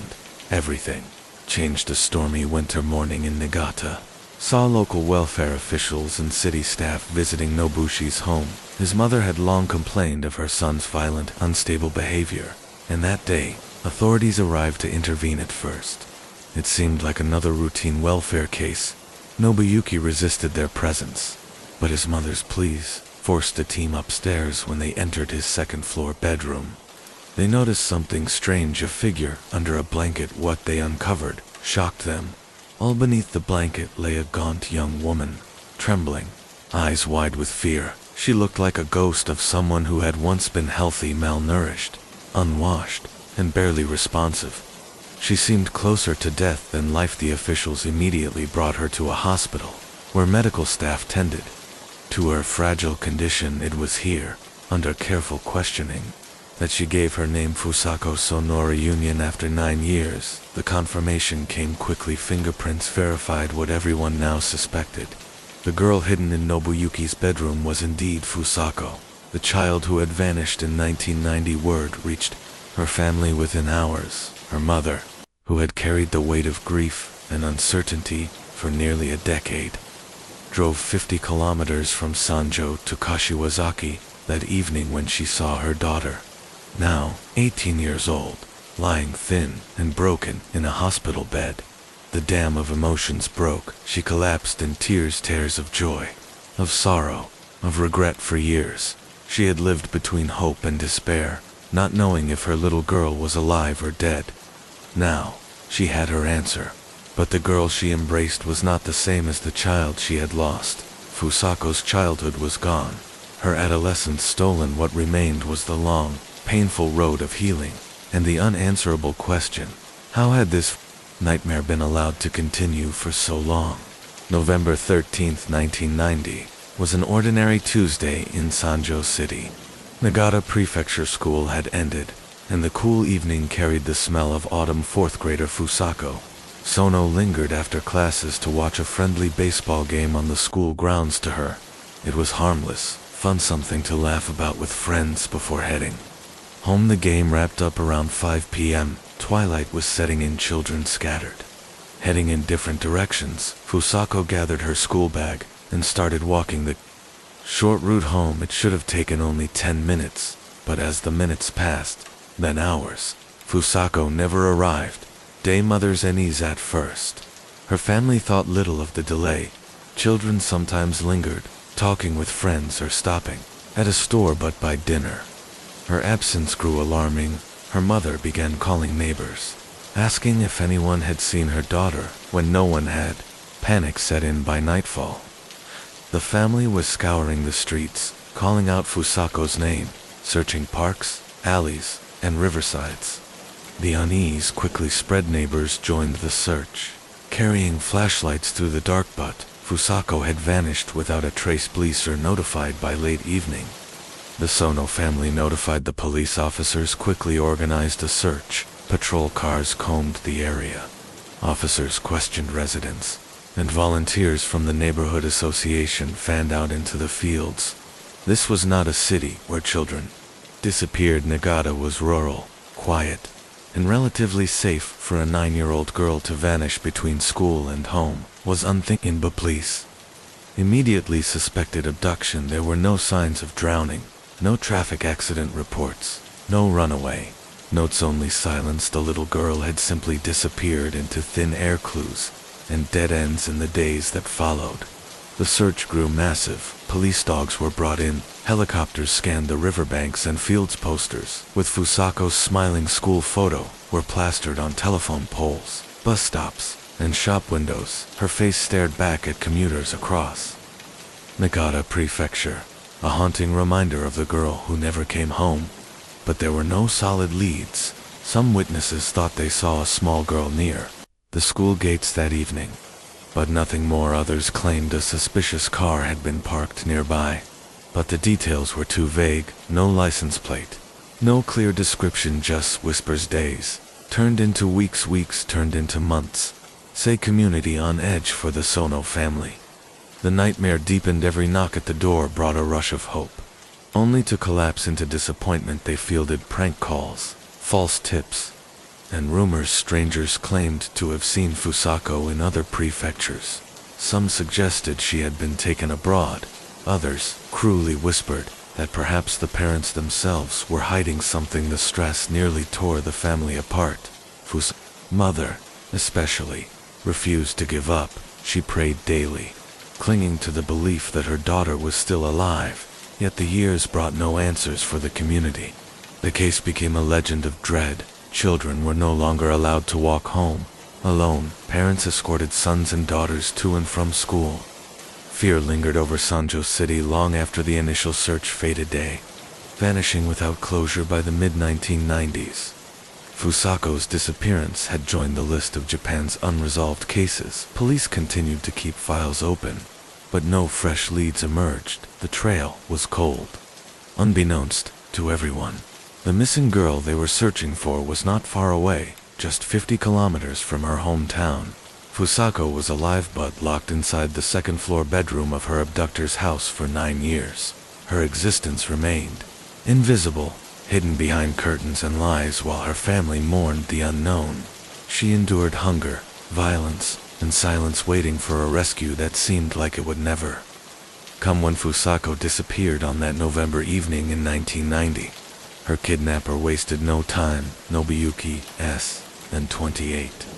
lured her into his car near the school. Accounts later revealed he struck her when she resisted, threatening worse if she cried out, terrified and disoriented. Fusako was driven away from everything she knew, her school, her friends, her home, and carried into the darkness. The journey ended in Kashiwazaki City, a quiet coastal town about 50 kilometers from Sanjo. The car pulled up to an aging two-story house. To any passerby, it looked ordinary, if not slightly unkempt inside. However, a nightmare was waiting. The prison room up a creaking staircase. Fusako was forced into a small second-floor bedroom. The windows were covered with heavy curtains, nailed shut so no light could slip through. The air smelled of mold and stale cigarettes. This would become her prison for the next 9 years. Nobuyuki locked the door behind her and made it clear any attempt to escape, any sound that might alert neighbors or his own family, would result in severe punishment. The girl was only 9 years old, captive in plain sight. What made the case chilling was not only the abduction, but the setting beneath the very floor where Fusako was confined. Lived Nobuyuki's mother. She went about her days cooking meals, tidying the house, watching television while her son kept a stolen child hidden directly above her head. Later testimony suggested she may have suspected something. Strange noises, whispers, or even the sound of movement might have reached her ears, but Nobuyuki was controlling and volatile. His mother, elderly and frail, chose silence or denial. Whether she truly knew or merely looked away remains one of the most unsettling mysteries of the case. Nobuyuki Nobuyuki himself was a man adrift in his own failures, a school dropout, socially withdrawn, with a history of mental instability. He had isolated himself from society long before the abduction. Fusako became his disturbed mind. Both prisoner and possession, he controlled her completely. She could not leave the room. The curtains stayed drawn. Sunlight denied. The television, when allowed, became her only glimpse of the outside world. Meals were irregular, sometimes nothing more than instant noodles. She was beaten when she disobeyed at times. He would strike her simply to remind her of his power. Yet, outside the house, Nobuyuki maintained the facade of normalcy. Neighbors saw him running errands, shopping, or tending to small tasks. No one imagined he was harboring a child in his upstairs bedroom. The silence of survival for Fusako. The passing years were measured not in school, semesters, or birthdays, but in long hours of silence. She learned quickly that crying out was useless. The walls of the house muffled sound, and punishment followed any attempt to resist. Instead, she withdrew into herself. She obeyed commands. She waited. Her body grew, but her life remained frozen. At the moment of abduction, when she should have been preparing for middle school, she was locked in darkness. When she should have been celebrating teenage milestones with friends, she was watching shadows crawl across the floor of her prison room. 9 years is a lifetime for a child. By the time she neared adulthood, Fusako had spent nearly half her life in captivity. An invisible girl. What made the tragedy even crueler was how close freedom seemed, yet remained out of reach. The house stood in a neighborhood neighbors lived only meters away. Children walked past on their way to school at times. She could hear laughter drifting through the walls, sounds of the life she had lost, but no one ever saw her. To the outside world, Fusako was a face on a faded missing poster, a ghostly reminder of an unsolved case. Few still believed she was alive, even her family, though they prayed, had begun to lose hope. And all the while, she was right there, locked behind curtains, waiting for someone to open the door. The years of doubt as the 1990s wore on. Police occasionally revisited the Sono case. Detectives pulled out files, re-questioned old witnesses, and followed vague rumors each time. The trail led nowhere. The name, Fusako Sono, became one more line in Japan's growing list of cold cases to many officers. She was presumed dead. Abduction cases rarely lasted this long without a body, but fate was not finished in 2000. The truth that had been hidden for nearly a decade was about to be forced into the light, and when it was, Japan would be shaken to its core. The morning of January 28, 2000, Kashiwazaki City awoke under a cold winter sky. A storm had rolled in overnight, scattering snow across the streets. The wind whistled down alleyways, rattling shutters and making the small, aging house of the S family seem even more foreboding inside. Mrs. S., Nobuyuki's aging mother, sat quietly in the living room for years. She had endured her son's strange, hostile behavior, his shouting, his paranoia, his refusal to let anyone upstairs. She had learned not to ask questions, but by 2000, her health was failing. She had grown weary of the suffocating silence, and she began to whisper to acquaintances in town. Her son, she hinted, was keeping something upstairs, something he shouldn't. Those whispers finally reached the ears of city officials.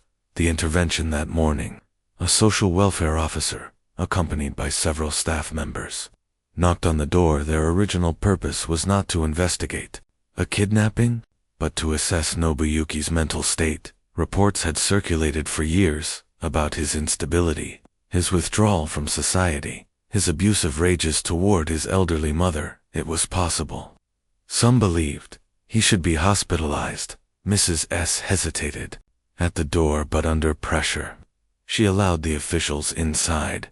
They climbed the narrow staircase, their footsteps creaking against the old wood. Nobuyuki met them at the top, blocking the way. He shouted at them, insisting they leave, his body tense with rage. But the officials pressed forward for the first time in nearly a decade. Someone was about to cross the invisible line that separated his secret world from the outside. The hidden shape, the small upstairs room, was suffocating. Curtains blocked the windows, shutting out the daylight. The air was stale, heavy with the smell of sweat and decay. And then, the officials saw it. In the corner, on a thin futon, lay a figure under a blanket. At first, it looked like a bundle of rags, discarded and forgotten, but as one of the officers leaned closer, the shape stirred. A face appeared, pale, thin, eyes wide, and fearful. It was a woman. Recognition. The officials froze. The girl looked far older than they expected, her features hardened by years of deprivation, yet something about her face rang familiar. One officer whispered, "Could it be?" They asked her name. Her lips trembled before she spoke. Quiet, almost inaudible. Sono Fusako. Time seemed to stop. The officials exchanged stunned looks. The name belonged to a girl who had vanished 9 years earlier, in another city, miles away. Police had long presumed her dead, and yet, here she was, staring at them from under a blanket, in this dark, suffocating room. 9 years. Stolen. The discovery hit them like a thunderclap. A missing child, hidden in plain sight for nearly a decade. The reality of her suffering became apparent. Within minutes, she was malnourished, her body thin and frail. Her skin was pale from lack of sunlight. She spoke hesitantly, as if unused to conversation. She admitted she had not set foot outside that room since the day she was taken in. 1990. The officials, shaken to their core, moved quickly. They escorted her downstairs, out of the house, into the freezing winter air.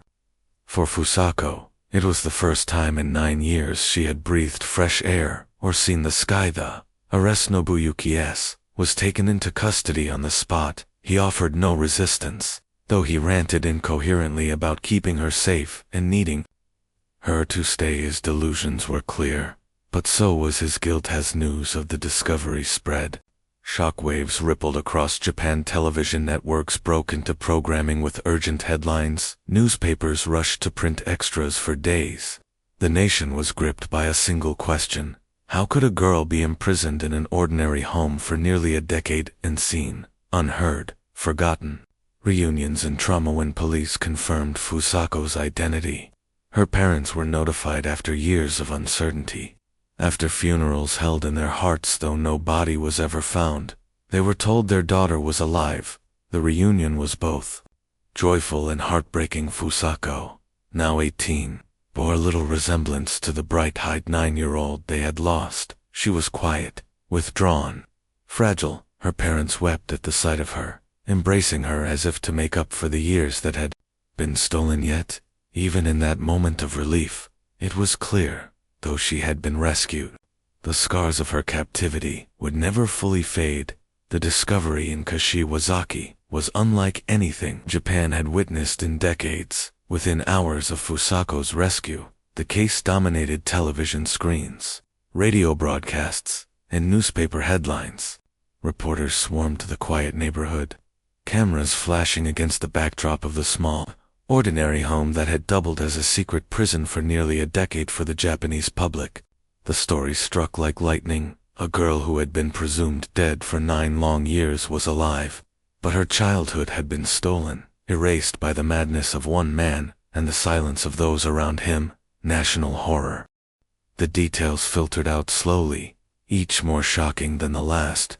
Fusako had been only 9 when she was abducted on her way home from school. In 1990, Nobuyuki, then already a reclusive and unstable man, had forced her into his home and confined her to the upstairs room for 9 years. She had not seen sunlight for 9 years. She had eaten, slept, and existed in a single space. She had been allowed neither friends nor freedom, only the company of her captor.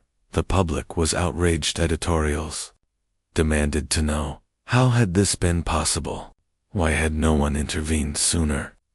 Neighbors had heard rumors about Nobuyuki's erratic behavior. Officials had visited the house in the past, yet somehow, the child remained hidden in plain sight. Captives' testimony in carefully supervised interviews. Fusako described her ordeal. Her voice was soft, her manner timid. She explained how, at first, she had screamed for help, but Nobuyuki had threatened her, beaten her, silenced her with fear. Over time, her world shrank to the 4 walls of that darkened room. She remembered watching the seasons change only through the thin cracks in the curtains. She remembered birthdays passing without celebration, her body growing taller, but her life standing still. One detail chilled investigators.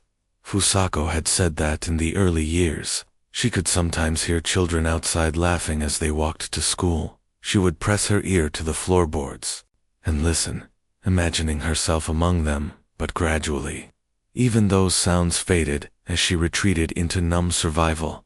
The trial. When Nobuyuki S. stood trial, the courtroom was packed. The prosecution painted him as a predator who had stolen a child's life, an unrepentant kidnapper whose crime defied comprehension. Nobuyuki, however, claimed he had not meant to harm Fusako in a disturbing display of delusion.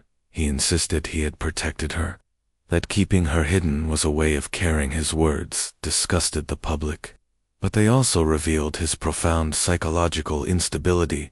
The court weighed psychiatric evaluations, which described him as suffering from severe mental illness and delusional disorder. He had long isolated himself from society, retreating into paranoia and obsession. His fixation on Fusako was seen as the culmination of years of untreated illness, spiraling into criminality. In 2003, after lengthy proceedings, Nobuyuki was convicted of kidnapping and unlawful confinement.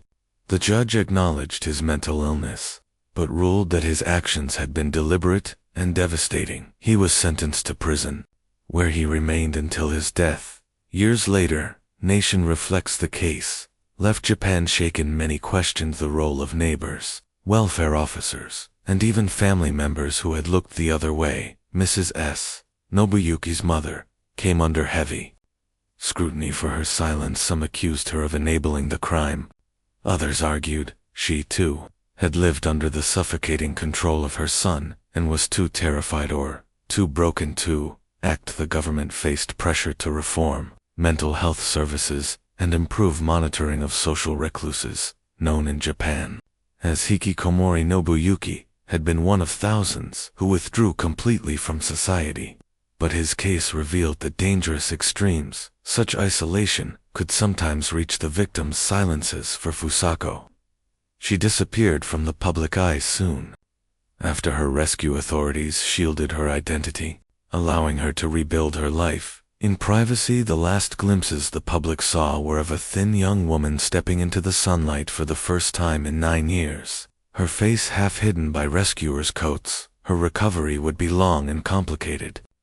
Trauma counselors described the profound challenges faced by victims of prolonged captivity: trust issues, fear of open spaces, difficulty reconnecting with family and society. Yet, despite the darkness she endured, the mere fact that Fusako had survived was regarded as a miracle, a lasting legacy. The Nagata confinement case, as it came to be known, became a permanent scar in Japan's collective memory. It forced the country to confront uncomfortable truths about mental illness, about social isolation, about the dangers of silence in the face of abuse. To this day, the story is recalled not only as a crime, but as a lesson that vigilance, compassion, and intervention can mean the difference between life and a living tomb. For Fusako, 9 years were stolen, but her emergence from that upstairs room in 2000 was also a testament to endurance, the quiet, stubborn will to survive, even when the world forgets you. To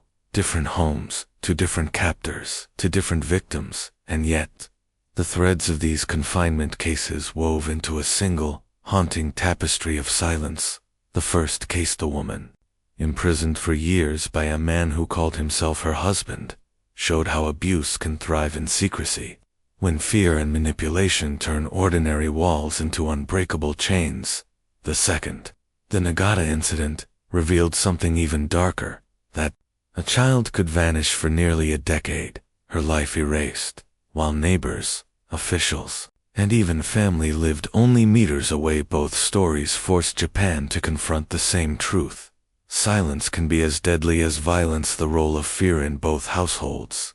Fear ruled the victims. Terror of their captors kept them quiet, while outsiders' fear of involvement kept them at a distance. Neighbors ignored screams, chalked up odd behavior to eccentricity, or convinced themselves it was none of their business. This silence, multiplied over years, gave the captors power. Each day without intervention became another brick sealing the victims inside. The cost of inaction. The Nagata case, especially, highlighted how institutions falter when responsibility is passed along instead of seized. Welfare officers had visited the home, yet did not press further. Local authorities noted Nobuyuki's but filed him away as just another troubled hikikomori. The gap between what was seen and what was done was wide enough for a child to disappear.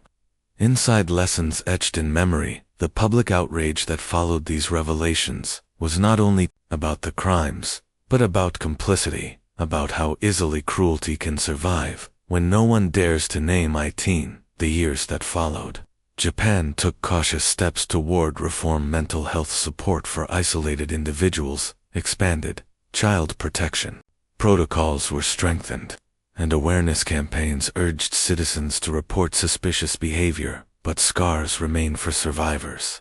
Healing is not measured in headlines, but in quiet, daily victories, relearning trust, reclaiming time, stitching fragments of a stolen life back together. Survival as defiance. And yet, both women, though broken by years of confinement, proved that survival itself is an act of defiance. The first victim, trapped in a warped imitation of marriage, endured by clinging to her will to outlast her captor. The second, Fusako, survived 9 years in a single room, sustaining herself on memory, imagination, and sheer endurance. Their emergence from captivity was not just rescue, it was resurrection proof that even in the darkest prisons, the human spirit can persist, waiting for the moment a door, however small, finally opens. Chapin remembers these cases not merely as sensational crimes, but as mirrors reflecting the dangers of indifference. The lesson they leave behind is stark. A locked door may be built by one man, but it is kept shut by the silence of many. Only by breaking that silence, by daring to ask, to intervene, to listen, can societies ensure that no one else disappears into a room from which they may never return even after the doors were opened. After the victims stepped back into the light, the shadows of these confinement cases never truly faded. They lingered in the minds of the survivors, in the memories of grieving families, and in the collective conscience of a nation forced to ask itself, how could this have happened here? Trauma beyond rescue for the victims. Release did not mean freedom. Fusako Sono, though physically liberated, carried the imprint of captivity in every gesture. 9 years, without sunlight, fresh air, or human contact, left her body frail, her voice tentative, her trust shattered. Relearning life was not as simple as stepping outside. It meant confronting an emptiness, childhood stolen, friendships lost, education halted. The unnamed woman, in the first case, faced a similar fate, though she had survived years under the control of a man who warped her existence into a parody of marriage. Rescue did not erase the years of psychological domination. Her identity had been bent by fear and silence. Freedom meant rebuilding from fragments, families torn and repaired for the families. Joy at reunion was tangled with guilt. Fusako's parents embraced her, but questions festered. Why hadn't we searched here? Did we fail her? The weight of what if pressed against their relief for the first woman's family. The revelation of her hidden suffering was equally devastating. How could someone live so close, yet so far? How could her voice be silenced for so long? Reunion, while beautiful, was not an ending. It was a beginning of grief, healing, and the difficult work of mending bonds strained by time and trauma. National shockwaves. When these cases reached the public, the reaction was not simple. Sorrow, it was outrage. Newspapers called it a failure of society. Television broadcasts showed the modest houses where horrors had unfolded, ordinary homes hiding unthinkable secrets. The Japanese public, long accustomed to stories of safety and order, was forced to reckon with the reality that danger can lurk not in alleys or battlefields, but within the quiet walls of a neighbor's house. The Nagata incident, especially, became a turning point. It exposed flaws in policing, gaps in child protection, and the dangers of ignoring recluses without proper support. The broader pattern. Though these cases shocked the nation, they were not entirely unique across the world. Stories of hidden captivity surface with disturbing regularity. Austria's Natasha Kampusch, imprisoned for 8 years in a cellar. The Cleveland kidnappings, in the United States, where 3 women were held for over a decade. Countless others, whose names never reach the news. Each case differs in detail but shares a chilling theme. Secrecy thrives in ordinary spaces. Captors rely on walls, yes, but also on neighbors turning away, on institutions hesitating, on communities unwilling to imagine the unthinkable. Warning for the future. The lessons of these Japanese confinement cases remain urgent. Listen to what is not said. A missing voice may be as telling as a spoken word question. What feels off? Odd behavior, unusual sounds, unexplained disappearances. They demand attention, not dismissal. Support the isolated recluses, the mentally ill, the socially withdrawn. Ignoring them can leave room for darkness to grow. Unchecked. Fusako, terrified, froze in place before she could scream. Nobuki grabbed her arm and forced her into the car. He locked the doors and sped away, heading straight back to his house in Kashiwazaki. Once there, he dragged the young girl to the 2nd floor into the varied, Western-style room his father had built for him years earlier. That room would now become her prison. He sealed the windows with boards, locked the doors from the outside, and controlled every detail of her life, food, bathroom breaks, even when she could speak, all dictated by Nobuki's unstable whims to the outside world. The house appeared quiet and ordinary, but behind those walls, Fusako's nightmare had begun for 9 long years. She remained trapped in that room, cut off from family, school, and the entire world, manipulating her into compliance. He insisted that he never intended to kill her, claiming that he only wanted her to stay with him. However, the court rejected these justifications, emphasizing that kidnapping, confinement, and abuse for over 9 years were inexcusable, regardless of his stated intentions. During the trial, expert psychologists testified about the severe psychological and physical trauma Fusako had endured. They explained that even though she appeared compliant at times, it was a survival mechanism rather than a sign of affection toward her captor. The constant threats, beatings, and starvation had conditioned her to obey without question, effectively instilling fear and helplessness. Fusako herself bravely recounted the ordeal. She described the daily routine of being confined to the small room, the constant fear of Nobuki's rage, the physical punishments, and the extreme malnutrition that left her frail and unable to walk without assistance. She explained how she had learned to anticipate his moods, avoid drawing attention, and comply with his commands to survive each day. Evidence presented in court included photographs of Fusako at the time of her rescue, showing her emaciated body, atrophied muscles, and the neglected state of her clothing. Testimony from the health center staff and city officials confirmed the extreme conditions she endured, along with detailed reports from her hospital examination that documented malnutrition, muscle atrophy, and psychological trauma. The prosecution argued that Nobuki's premeditation and long-term planning were aggravating factors. He had carefully isolated Fusako, monitored her movements, and prevented any contact with the outside world. The court noted that the systematic abuse over nearly a decade demonstrated not only cruelty, but a sustained intent to control and dominate his victim. Defense tried to argue that Nobuki's mental illness mitigated his culpability, citing past diagnoses of obsessive-compulsive disorder and violent outbursts. However, experts countered that while he had psychological issues, he was fully aware of his actions and their consequences, and had repeatedly concealed his crime from authorities. After extensive testimony and review of evidence, the court sentenced Nobuki to life imprisonment, emphasizing the unprecedented severity and prolonged nature of his crimes. The judgment highlighted the extreme cruelty, psychological manipulation, and long-term abuse Fusako endured, noting that such a case was rare in its combination of abduction, confinement, and prolonged torture. Fusako returned to her family after the trial, beginning the long process of recovery. Therapy and support helped her regain physical strength and emotional stability. Though scarred by her experience, she gradually rebuilt a life outside captivity, attending school and reconnecting with her community.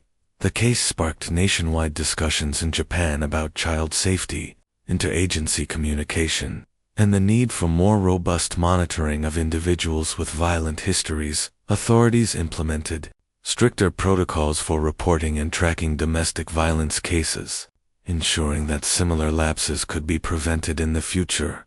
Ultimately, Fusako's story became both a cautionary tale and a testament to human resilience. Despite years of isolation and abuse, she survived and reclaimed her life, reminding the public of the critical importance of vigilance, community support, and the unwavering pursuit of justice. Nobuki Sato's twisted obsession with control began early in life, deeply influenced by a mixture of indulgent parenting, personal insecurities, and untreated mental illness. Living in the quiet Yatsuya neighborhood of Kashiwazaki, Niigata Prefecture, Nobuki had long exhibited violent tendencies, particularly toward his mother, Mrs. S. As he grew older, his mental state deteriorated, manifesting as obsessive-compulsive tendencies and narcissistic personality traits, combined with extreme mood swings and delusions. His mother, despite enduring his increasingly abusive behavior, had never anticipated the horrifying events that would unfold by the time Nobuki was 28. He had become a man consumed by paranoia and obsession. On November 13, 1990, he kidnapped 9-year-old Fusako Sono while she was walking home from her elementary school. The abduction was swift and precise. Nobuki approached her with a knife, ordering her to remain silent, and forced her into the trunk of his car. Terrified, Fusako complied. Unaware of the nightmare that awaited her, Nobuki drove her to his home, carefully staging his return to the house to avoid alerting his mother. He carried Fusako up to his second-floor bedroom, isolated her completely from the outside world, and began a cycle of psychological manipulation and physical abuse from the moment of her capture. Fusako's autonomy was stripped away. She was forced to kneel on the bed for hours, often tied, gagged, and beaten for the smallest perceived disobedience. Over time, Nobuki began to use a stun gun as a tool for punishment. Shocking her when she hesitated or cried, her diet was reduced from 3 meals to a single, meager portion per day, leaving her malnourished and physically weakened over the 9 years of captivity. Fusako's legs atrophied due to lack of use, and she became so frail that she could barely stand without assistance. Bathroom privileges were denied. She was forced to use plastic bags, bathe, or change clothes, were privileges she was rarely allowed during her ordeal. Nobuki convinced himself that Fusako was the only person with whom he could confide, attempting to rationalize his imprisonment of her as a form of companionship. Police investigators later emphasized that Fusako never engaged in any of the hobbies or lessons Nobuki claimed to have taught her willingly. Every action she took was driven by fear of further punishment. Nobuki's twisted perspective was compounded by his own mental instability, including narcissistic and obsessive-compulsive personality disorders, which fueled his delusions of entitlement and control over Fusako. Initially, authorities considered whether Mrs. S. Nobuki's mother had been complicit in the crime. However, evidence indicated that she was unaware of Fusako's presence. No fingerprints were found on the second floor, and Fusako herself confirmed that she had never seen Mrs. S. in her room. Mrs. S. lived on the first floor, isolated from the events unfolding above her. The defense highlighted Nobuki's mental health history, citing numerous psychiatric evaluations dating back to his early 20s, which documented his violent tendencies and obsession with cleanliness. These diagnoses included obsessive-compulsive personality disorder, narcissistic personality disorder, and schizotypal traits, all of which contributed to his maladaptive behavior despite his mental disorders. Psychiatric evaluations consistently concluded that Nobuki retained full understanding and control over his actions while he experienced hallucinations and delusions after his arrest. These were likely exacerbated by custody and stress, rather than directly influencing his crimes. Experts emphasized that his obsessive-compulsive tendencies and psychological pathologies partially explained his behavior, but did not absolve him of responsibility. Fusako's eventual rescue was precipitated by Nobuki's temporary psychiatric hospitalization, which allowed authorities to discover her hidden existence. Upon uncovering the young woman in his second-floor room, staff immediately transported her to a hospital, where she was confirmed to be Fusako Sono. Her reappearance after 9 years stunned the nation and marked the resolution of one of Japan's most notorious missing person cases. The public's fascination was amplified by the extreme duration of her captivity and the meticulous methods Nobuki used to conceal her from detection. After her rescue, Fusako underwent extensive medical and psychological care. Her physical rehabilitation included restoring muscle strength and mobility lost from years of confinement, while therapy addressed the severe psychological trauma she had endured. She recounted the constant fear, physical abuse, and isolation, detailing how Nobuki maintained strict rules to prevent her escape. Although some initially speculated about Stockholm Syndrome, experts clarified that her compliance was a survival mechanism. Fusako had no illusions about Nobuki's intentions.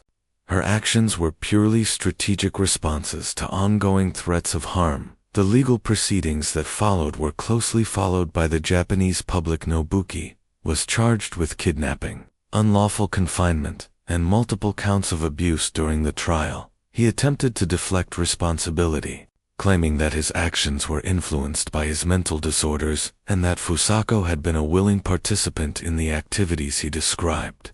Psychologists and court-appointed experts rebutted these claims, demonstrating that his disorders, while significant, did not impair his ability to recognize right from wrong.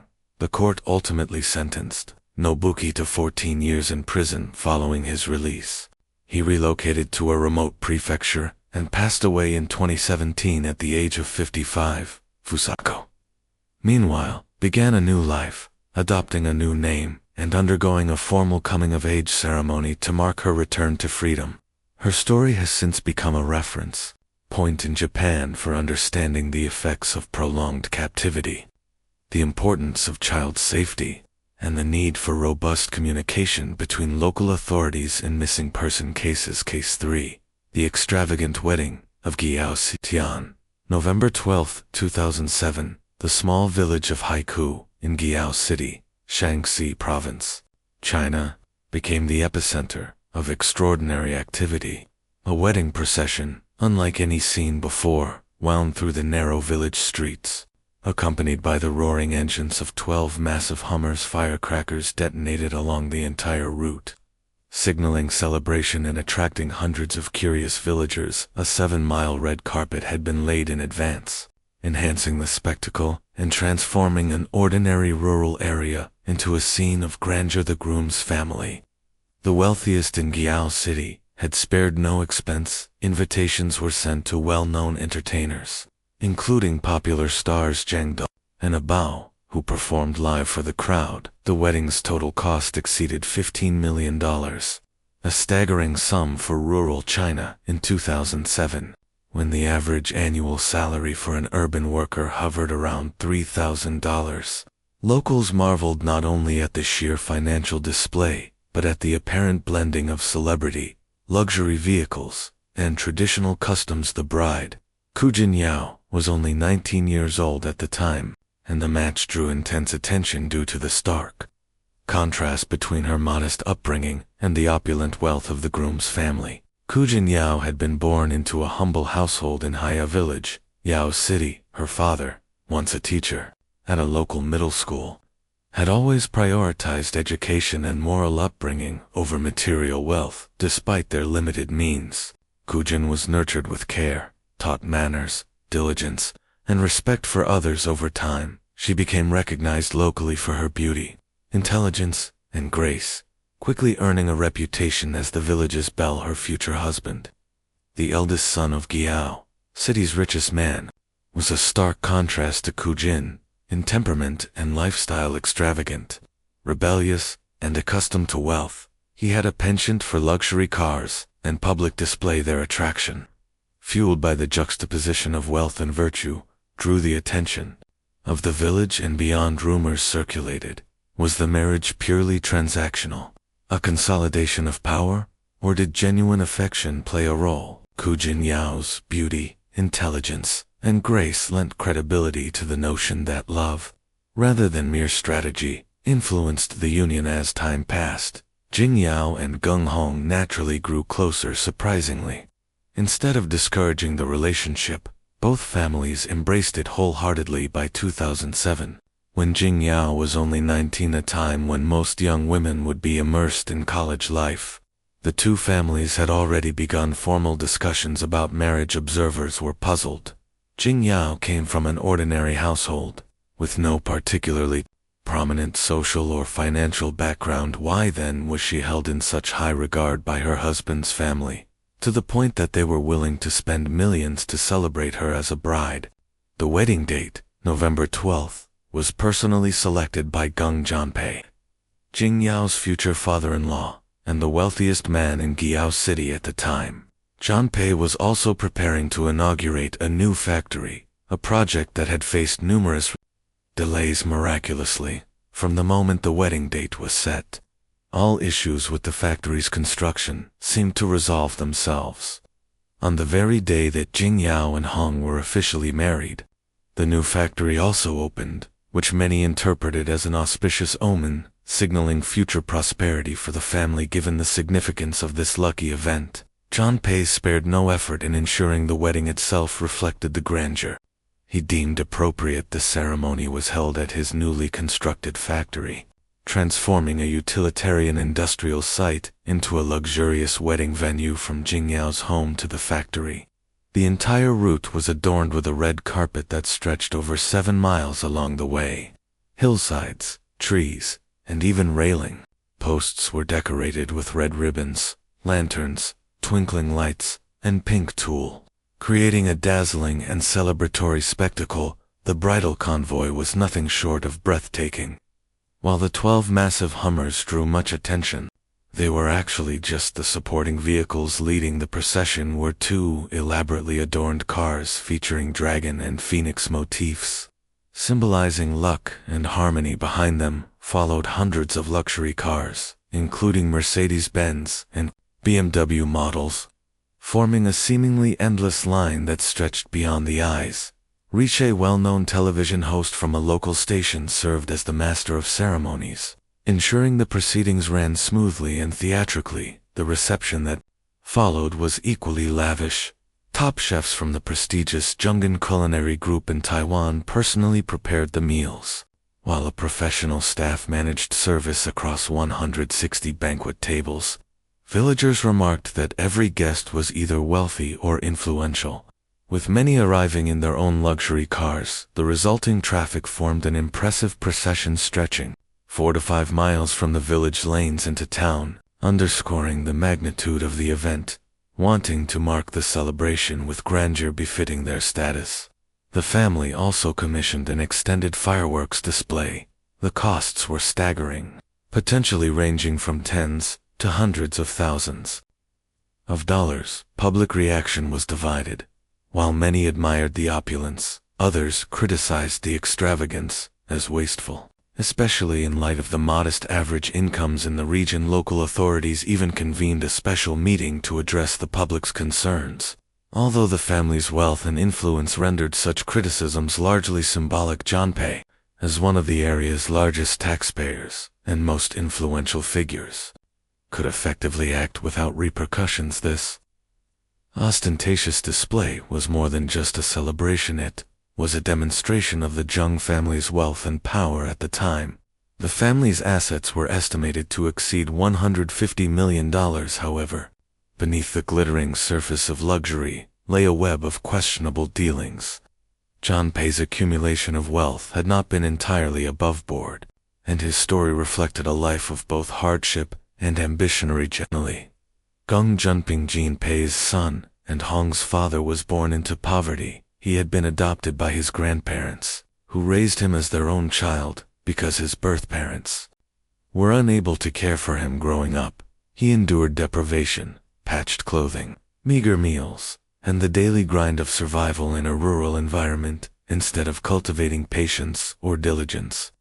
These hardships fostered restlessness. He dropped out of school in 2nd grade and spent his days wandering, sometimes stealing food from gardens or chickens from neighbors to survive. By the age of 18, Junping had grown bolder. He set his sights on a metallurgical factory, planning to steal steel blocks and sell them for profit. Over 2 weeks, he studied the factory's layout, the guards' patrols, and the security measures. Under the cover of darkness, he executed the theft, slipping the steel through a drainage pipe and escaping undetected. The thrill of success convinced him that small, calculated crimes could yield rewards with minimal risk eventually.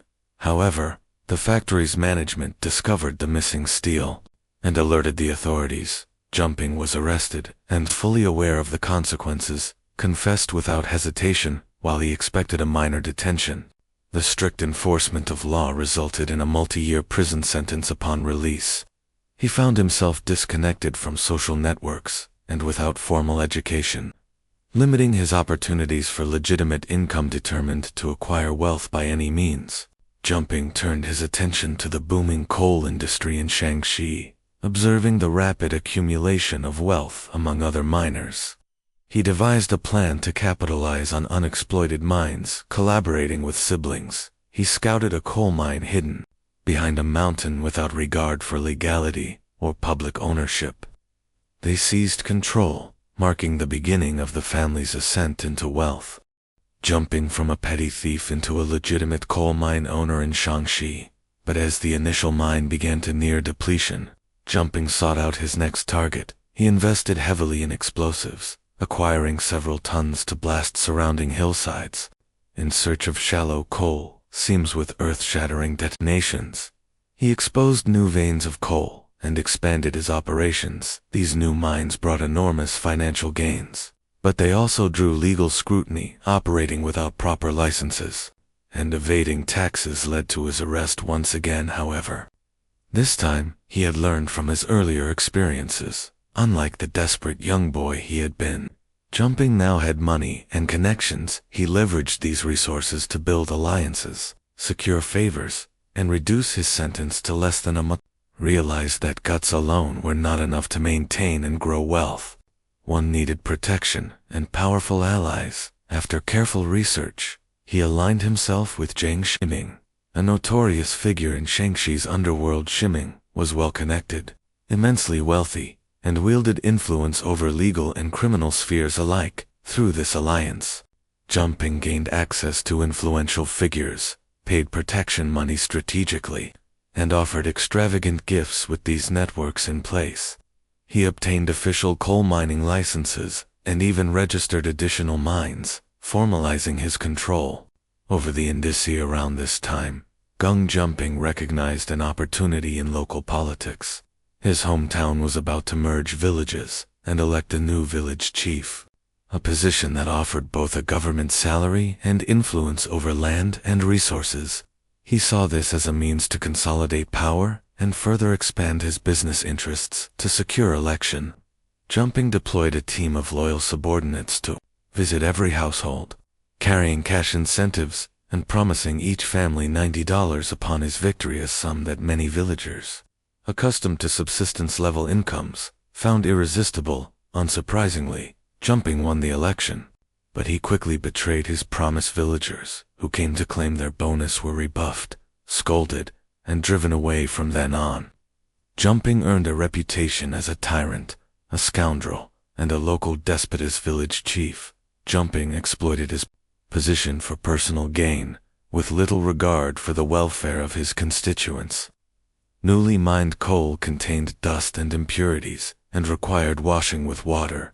He commandeered the village's only ancient well for this purpose, contaminating the water supply and forcing villagers to travel miles to neighboring communities to purchase clean water at high prices. As coal production increased, he seized more land to construct additional coal washing facilities, expanding operations at the expense of the local population. To exacerbate matters, Jumping built a lavish cemetery for his clan behind one of the coal plants. Not only did this display his wealth, but he also sold plots to villagers at inflated prices, effectively reclaiming their land for profit. Jumping's exploitation extended beyond coal. He targeted the transportation sector in Gao City. In 2007, a local businessman, Mr. Ma, invested over $150,000 to purchase 4 large buses for long-distance passenger routes. Recognizing the potential profits, Jumping used his influence to obstruct Ma's application for operating permits. With no alternatives, Ma reluctantly sold his buses to Jumping at a fraction of their value. Jumping then hired operators to run the routes under his control.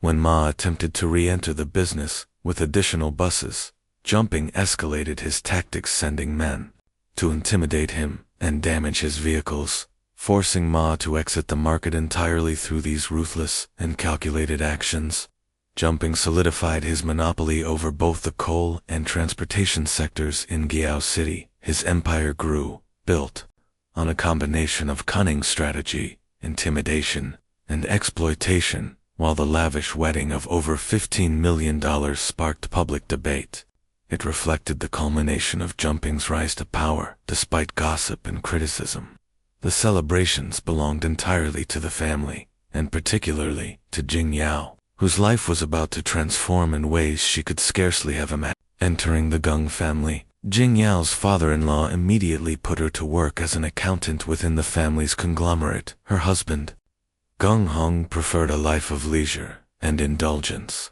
leaving management responsibilities to his industrious wife. Recognizing her skills, Mr. Jumping entrusted Jing Yao with the family's financial operations, offering incentives to encourage the continuation of the family line. $300,000 for a son and $150,000 for a daughter. In traditional Chinese culture, bearing children is a revered duty, but the excessive monetary rewards gradually conditioned Jing Yao to associate reproduction with financial gain over time. Jing Yao gave birth to 2 sons and 2 daughters, earning a total of $900,000 in incentives. Her daily work, though relatively comfortable, gave her control over a vast amount of family wealth. She traveled extensively, indulging in shopping and luxury experiences during routine audits. Jing Yao discovered that much of the family's business operations were illegal, involving embezzlement, exploitation, and corruption. While initially shocked, she had already become accustomed to the lavish lifestyle and chose to remain complicit, continuing to manage and facilitate the family's illicit activities. Her position and control over the family finances amplified both her power and her exposure to moral corruption over time. Jing Yao's character began to mirror the ruthless environment she managed, influenced by the cutthroat methods of her father-in-law. Her prolonged immersion in wealth, power, and criminal enterprise began to reshape her personality. One day, while walking through the streets with her child, Jing Yao encountered an elderly man pushing a tricycle along the opposite lane, likely due to his age and physical limitations. He veered slightly off course. This seemingly minor incident underscored the stark contrast between her privileged and insulated life and the everyday struggles of ordinary people. In existence she had become increasingly detached from. Through her years in the Gung family, as Jing Yao strolled along the streets with her child, a minor accident occurred. An elderly man pushing a tricycle veered slightly into her path, likely due to his age and frailty. Though he immediately apologized, Jing Yao would not forgive the mistake. She berated the man harshly, and to compound the cruelty, summoned her subordinates to attack him. The assault left the old man hospitalized. This incident highlighted the stark transformation in Jing Yao's character. Woman once raised in modesty and good conduct, now hardened by wealth, privilege, and the toxic environment of the Gung family. When she entered the Gung family, Jing Yao stepped into a world of immense power, influence, and corruption. No matter how virtuous or well-intentioned she had been, the pervasive greed and ruthlessness around her inevitably left their mark. Even the vast influence of the Gung family, though formidable in Giao City, could only shield them temporarily from the reach of law and public accountability. Their monopoly over local industries allowed them to operate with impunity for a time, but national oversight and enforcement measures were beginning to tighten. By 2008, state authorities had grown increasingly aware of widespread illegal mining and exploitation of natural resources. Unauthorized operations were depleting national mineral reserves, causing substantial economic losses, hindering local development, and compromising public welfare. The government initiated a crackdown on illegal coal mines, and many offenders were arrested. However, individuals with strong political and social connections often evaded scrutiny. Gung Jumping, relying on his positions as village chief, party secretary, and representative of the Giao City People's Congress, skillfully manipulated these networks to shield his operations from prosecution. Through these means, he not only avoided arrest, but also acquired additional mining rights, including previously sealed government mines at bargain prices. In one notable incident, a coal mine under Jump control suffered overexploitation, resulting in land subsidence and a landslide. The disaster was reported to authorities, and many believed Jumping's reign of impunity might finally end. Yet, he used monetary influence and legal technicalities to avert consequences, framing the drainage channels as a necessary remedy, No punitive measures were taken, and jumping remained largely untouchable. Meanwhile, Jingyao began to exercise caution, carefully instructing her subordinates to avoid drawing attention to their operations. The Gung family, including jumping, continued to operate discreetly, maintaining a veneer of legality while pursuing their aggressive business practices for several years. The family caused no major public incidents. However, the fragile balance began to unravel. In 2014, Gung Shiming, a key ally in the Gung family's underworld network, was arrested for gang-related crimes and money laundering. Authorities simultaneously detained other members of the criminal network. Severing the family's protective connections, Jumping lost much of his political and social cover, and his business faced new challenges for the first time. The victims of the family's exploitation began to organize, signing petitions and publicly denouncing the family's abuses. By May 2018, the Taeyu City Police Department received an anonymous tip accusing Gung Jumping, a representative of the Gyeao City People's Congress, of violent behavior and organized crime. The investigation that followed was thorough, resulting in the arrest of 25 gang-affiliated suspects. Authorities successfully resolved over 30 serious criminal cases, ranging from organized crime, illegal mining, and land seizure, to intimidation and violence. The decades-long empire the Gung family had built since 1996 finally crumbled in the aftermath. Gung Jumping was sentenced to 25 years in prison, and his son Gung Hong received 20 years. Their personal assets were confiscated, and remaining members of the criminal network faced various legal consequences. Jingyao, now a central figure in the family's operations, attempted to flee with a large sum of money. Authorities issued a Class A wanted notice for her capture, offering a $155,000 reward despite her previous elusiveness and connections. Escape became nearly impossible in 2019, after months of investigation and surveillance. Police located Jingyao in a high-end apartment complex in Taeyon City. She was arrested while dressed fashionably, wearing luxury slippers, and surprisingly maintained her composure and poise during detention. The once celebrated bride, escorted by 12 Hummers to a grand wedding at the age of 19, had now become a fugitive in the public eye. The arrest marked the final collapse of the Gung family's influence and wealth, with the arrests of Gung Jumping, Gung Hong, and Jingyao. The businesses the family had monopolized also underwent transformation. The bus routes previously controlled by Jingyao were reassigned to government supervision to ensure continuity of service. Coal washing plants and administrative offices fell into disrepair.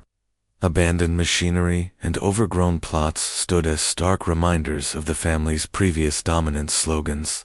Promoting justice and anti-crime initiatives were visible across the villages, signaling both official oversight and societal condemnation. Looking back on Jingyao's life, the dramatic contrast between her early days and eventual downfall is striking. From the admiration of an entire village at her lavish wedding to a Class A wanted criminal arrested calmly in high fashion, her trajectory illustrates the powerful influence of wealth, privilege, and moral compromise. Her story underscores the dangers of succumbing to greed and ambition at the expense of ethics and humanity. It serves as a cautionary tale. Shortcuts to wealth and power may bring temporary rewards, but they often carry severe, unforeseen consequences. Transitioning to a new story. The next case takes place on Hong Kong Island, one of the city's 3 main regions, along with Kowloon, and the new territories located in the northwest of the island is the prestigious University of Hong Kong, the city's oldest institution of higher education, established in 1910. This public research university would serve as the backdrop for the next series of events. The central figure in this story is Tina Chan, a 52-year-old housewife. She is married to Chen Ki-chung, a 54-year-old associate professor in the Department of Mechanical Engineering at the University of Hong Kong. The couple has 2 adult children. Their eldest daughter, Chung So, aged 28, works at the Independent Commission Against Corruption, and their youngest son, Chung Sibo, aged 26, is a dentist. The family of 4 resided in Wonhall, a dormitory associated with the university, living a quiet, orderly life. That calm existence was disrupted on the evening of Monday, August 20th, 2018, when an unforeseen event shattered the family's routine. The details of this incident reveal a web of personal and social tensions, institutional pressures, and the unexpected consequences of human behavior from this point. The story delves into the dramatic events that appended the Chan family's life, highlighting the vulnerability of even the most seemingly stable households to sudden crises and the cascading impact of decisions made in the heat of the moment. On the evening of August 20th, 2018, the normally serene atmosphere near the University of Hong Kong was disrupted by an urgent visit to the local police station. Chung Ki-chung, a 54-year-old associate professor in the Department of Mechanical Engineering, arrived alongside his eldest daughter, so the two carried a missing person notice, its contents stark and precise. Missing Tina Chan, 52 years old, 5'3", 132 pounds, medium build, shoulder-length black hair, wearing glasses. Last seen on the morning of August 17, Thuong explained that 3 days earlier, on the morning of August 17th, he had woken to find his wife had disappeared. At first, he assumed Tina had stepped out briefly to buy breakfast, but as hours passed without her return, unease began to settle, and his worry deepened when he realized her passport, always kept in the bedside drawer, was missing, strongly suggesting that she had left voluntarily and perhaps intended to travel the previous night. Had been tense within the household. Chung had returned home exhausted from teaching, only to find his eldest daughter so embroiled in a heated argument with Tina. Wanting to avoid confrontation, Chung retreated to his bedroom, leaving the two to their dispute around 10:30 p.m., so departed to stay at a friend's place. Still fuming, Tina, meanwhile, retired to her bedroom, quietly absorbed in her phone, turning off the lights and falling asleep. Neither spoke that night. The next morning, Tina's absence shocked the family initially. They did not panic. This was not the first time Tina had left without informing anyone, and such behavior, while unusual, had never led to serious consequences before. However, 3 days passed without contact, and all attempts to reach her via phone proved futile. Concern mounting, the family decided to distribute missing person flyers across the University of Hong Kong campus and immediately reported her disappearance to the authorities. Account provided additional context. She explained that, on the evening of August 16, upon returning home from work, she had discovered the family's bathroom in an unusual state. The toilet had been sealed with clear tape, and the surface smeared with chocolate, creating a highly unsanitary and unpleasant situation with her father away teaching. So naturally assumed her mother had orchestrated this mess. Frustrated and exhausted, she confronted Tina, demanding that she clean up. Tensions escalated quickly. Tina, indifferent, retreated to her bedroom and locked the door. So, growing more enraged, grabbed a clothes-drying rod from the balcony and began pounding on her mother's door, insisting she come out immediately. When Tina finally emerged, so hurled cleaning supplies to the floor and attempted to drag her mother to the bathroom. A physical altercation ensued, their confrontation teetering on the edge of violence. Tina insisted she was not responsible, instructing her daughter to cease bothering her. Just as the situation reached a critical point, Chung returned from work, so had expected him to intervene, but to her surprise, he walked past the argument, remaining silent, and went straight to his bedroom, feeling powerless and exhausted. So left for her friend's house. She never imagined that by morning her mother would vanish completely. Previous disagreements had always been reconciled quickly. This time, the absence of communication was ominous. Upon gathering these initial details, the police proceeded to investigate the family's residence at Wan Hall, a 16-story dormitory building at the University of Hong Kong. Constructed in 1994 and renovated in 2010, The building contained 125 double rooms and 131 single rooms.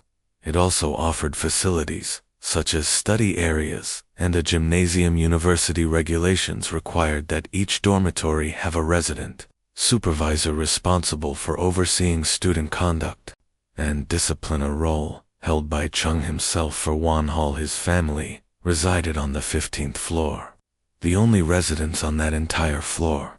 Enjoying rare luxury in a city where space was notoriously scarce, their apartment featured a full sea view.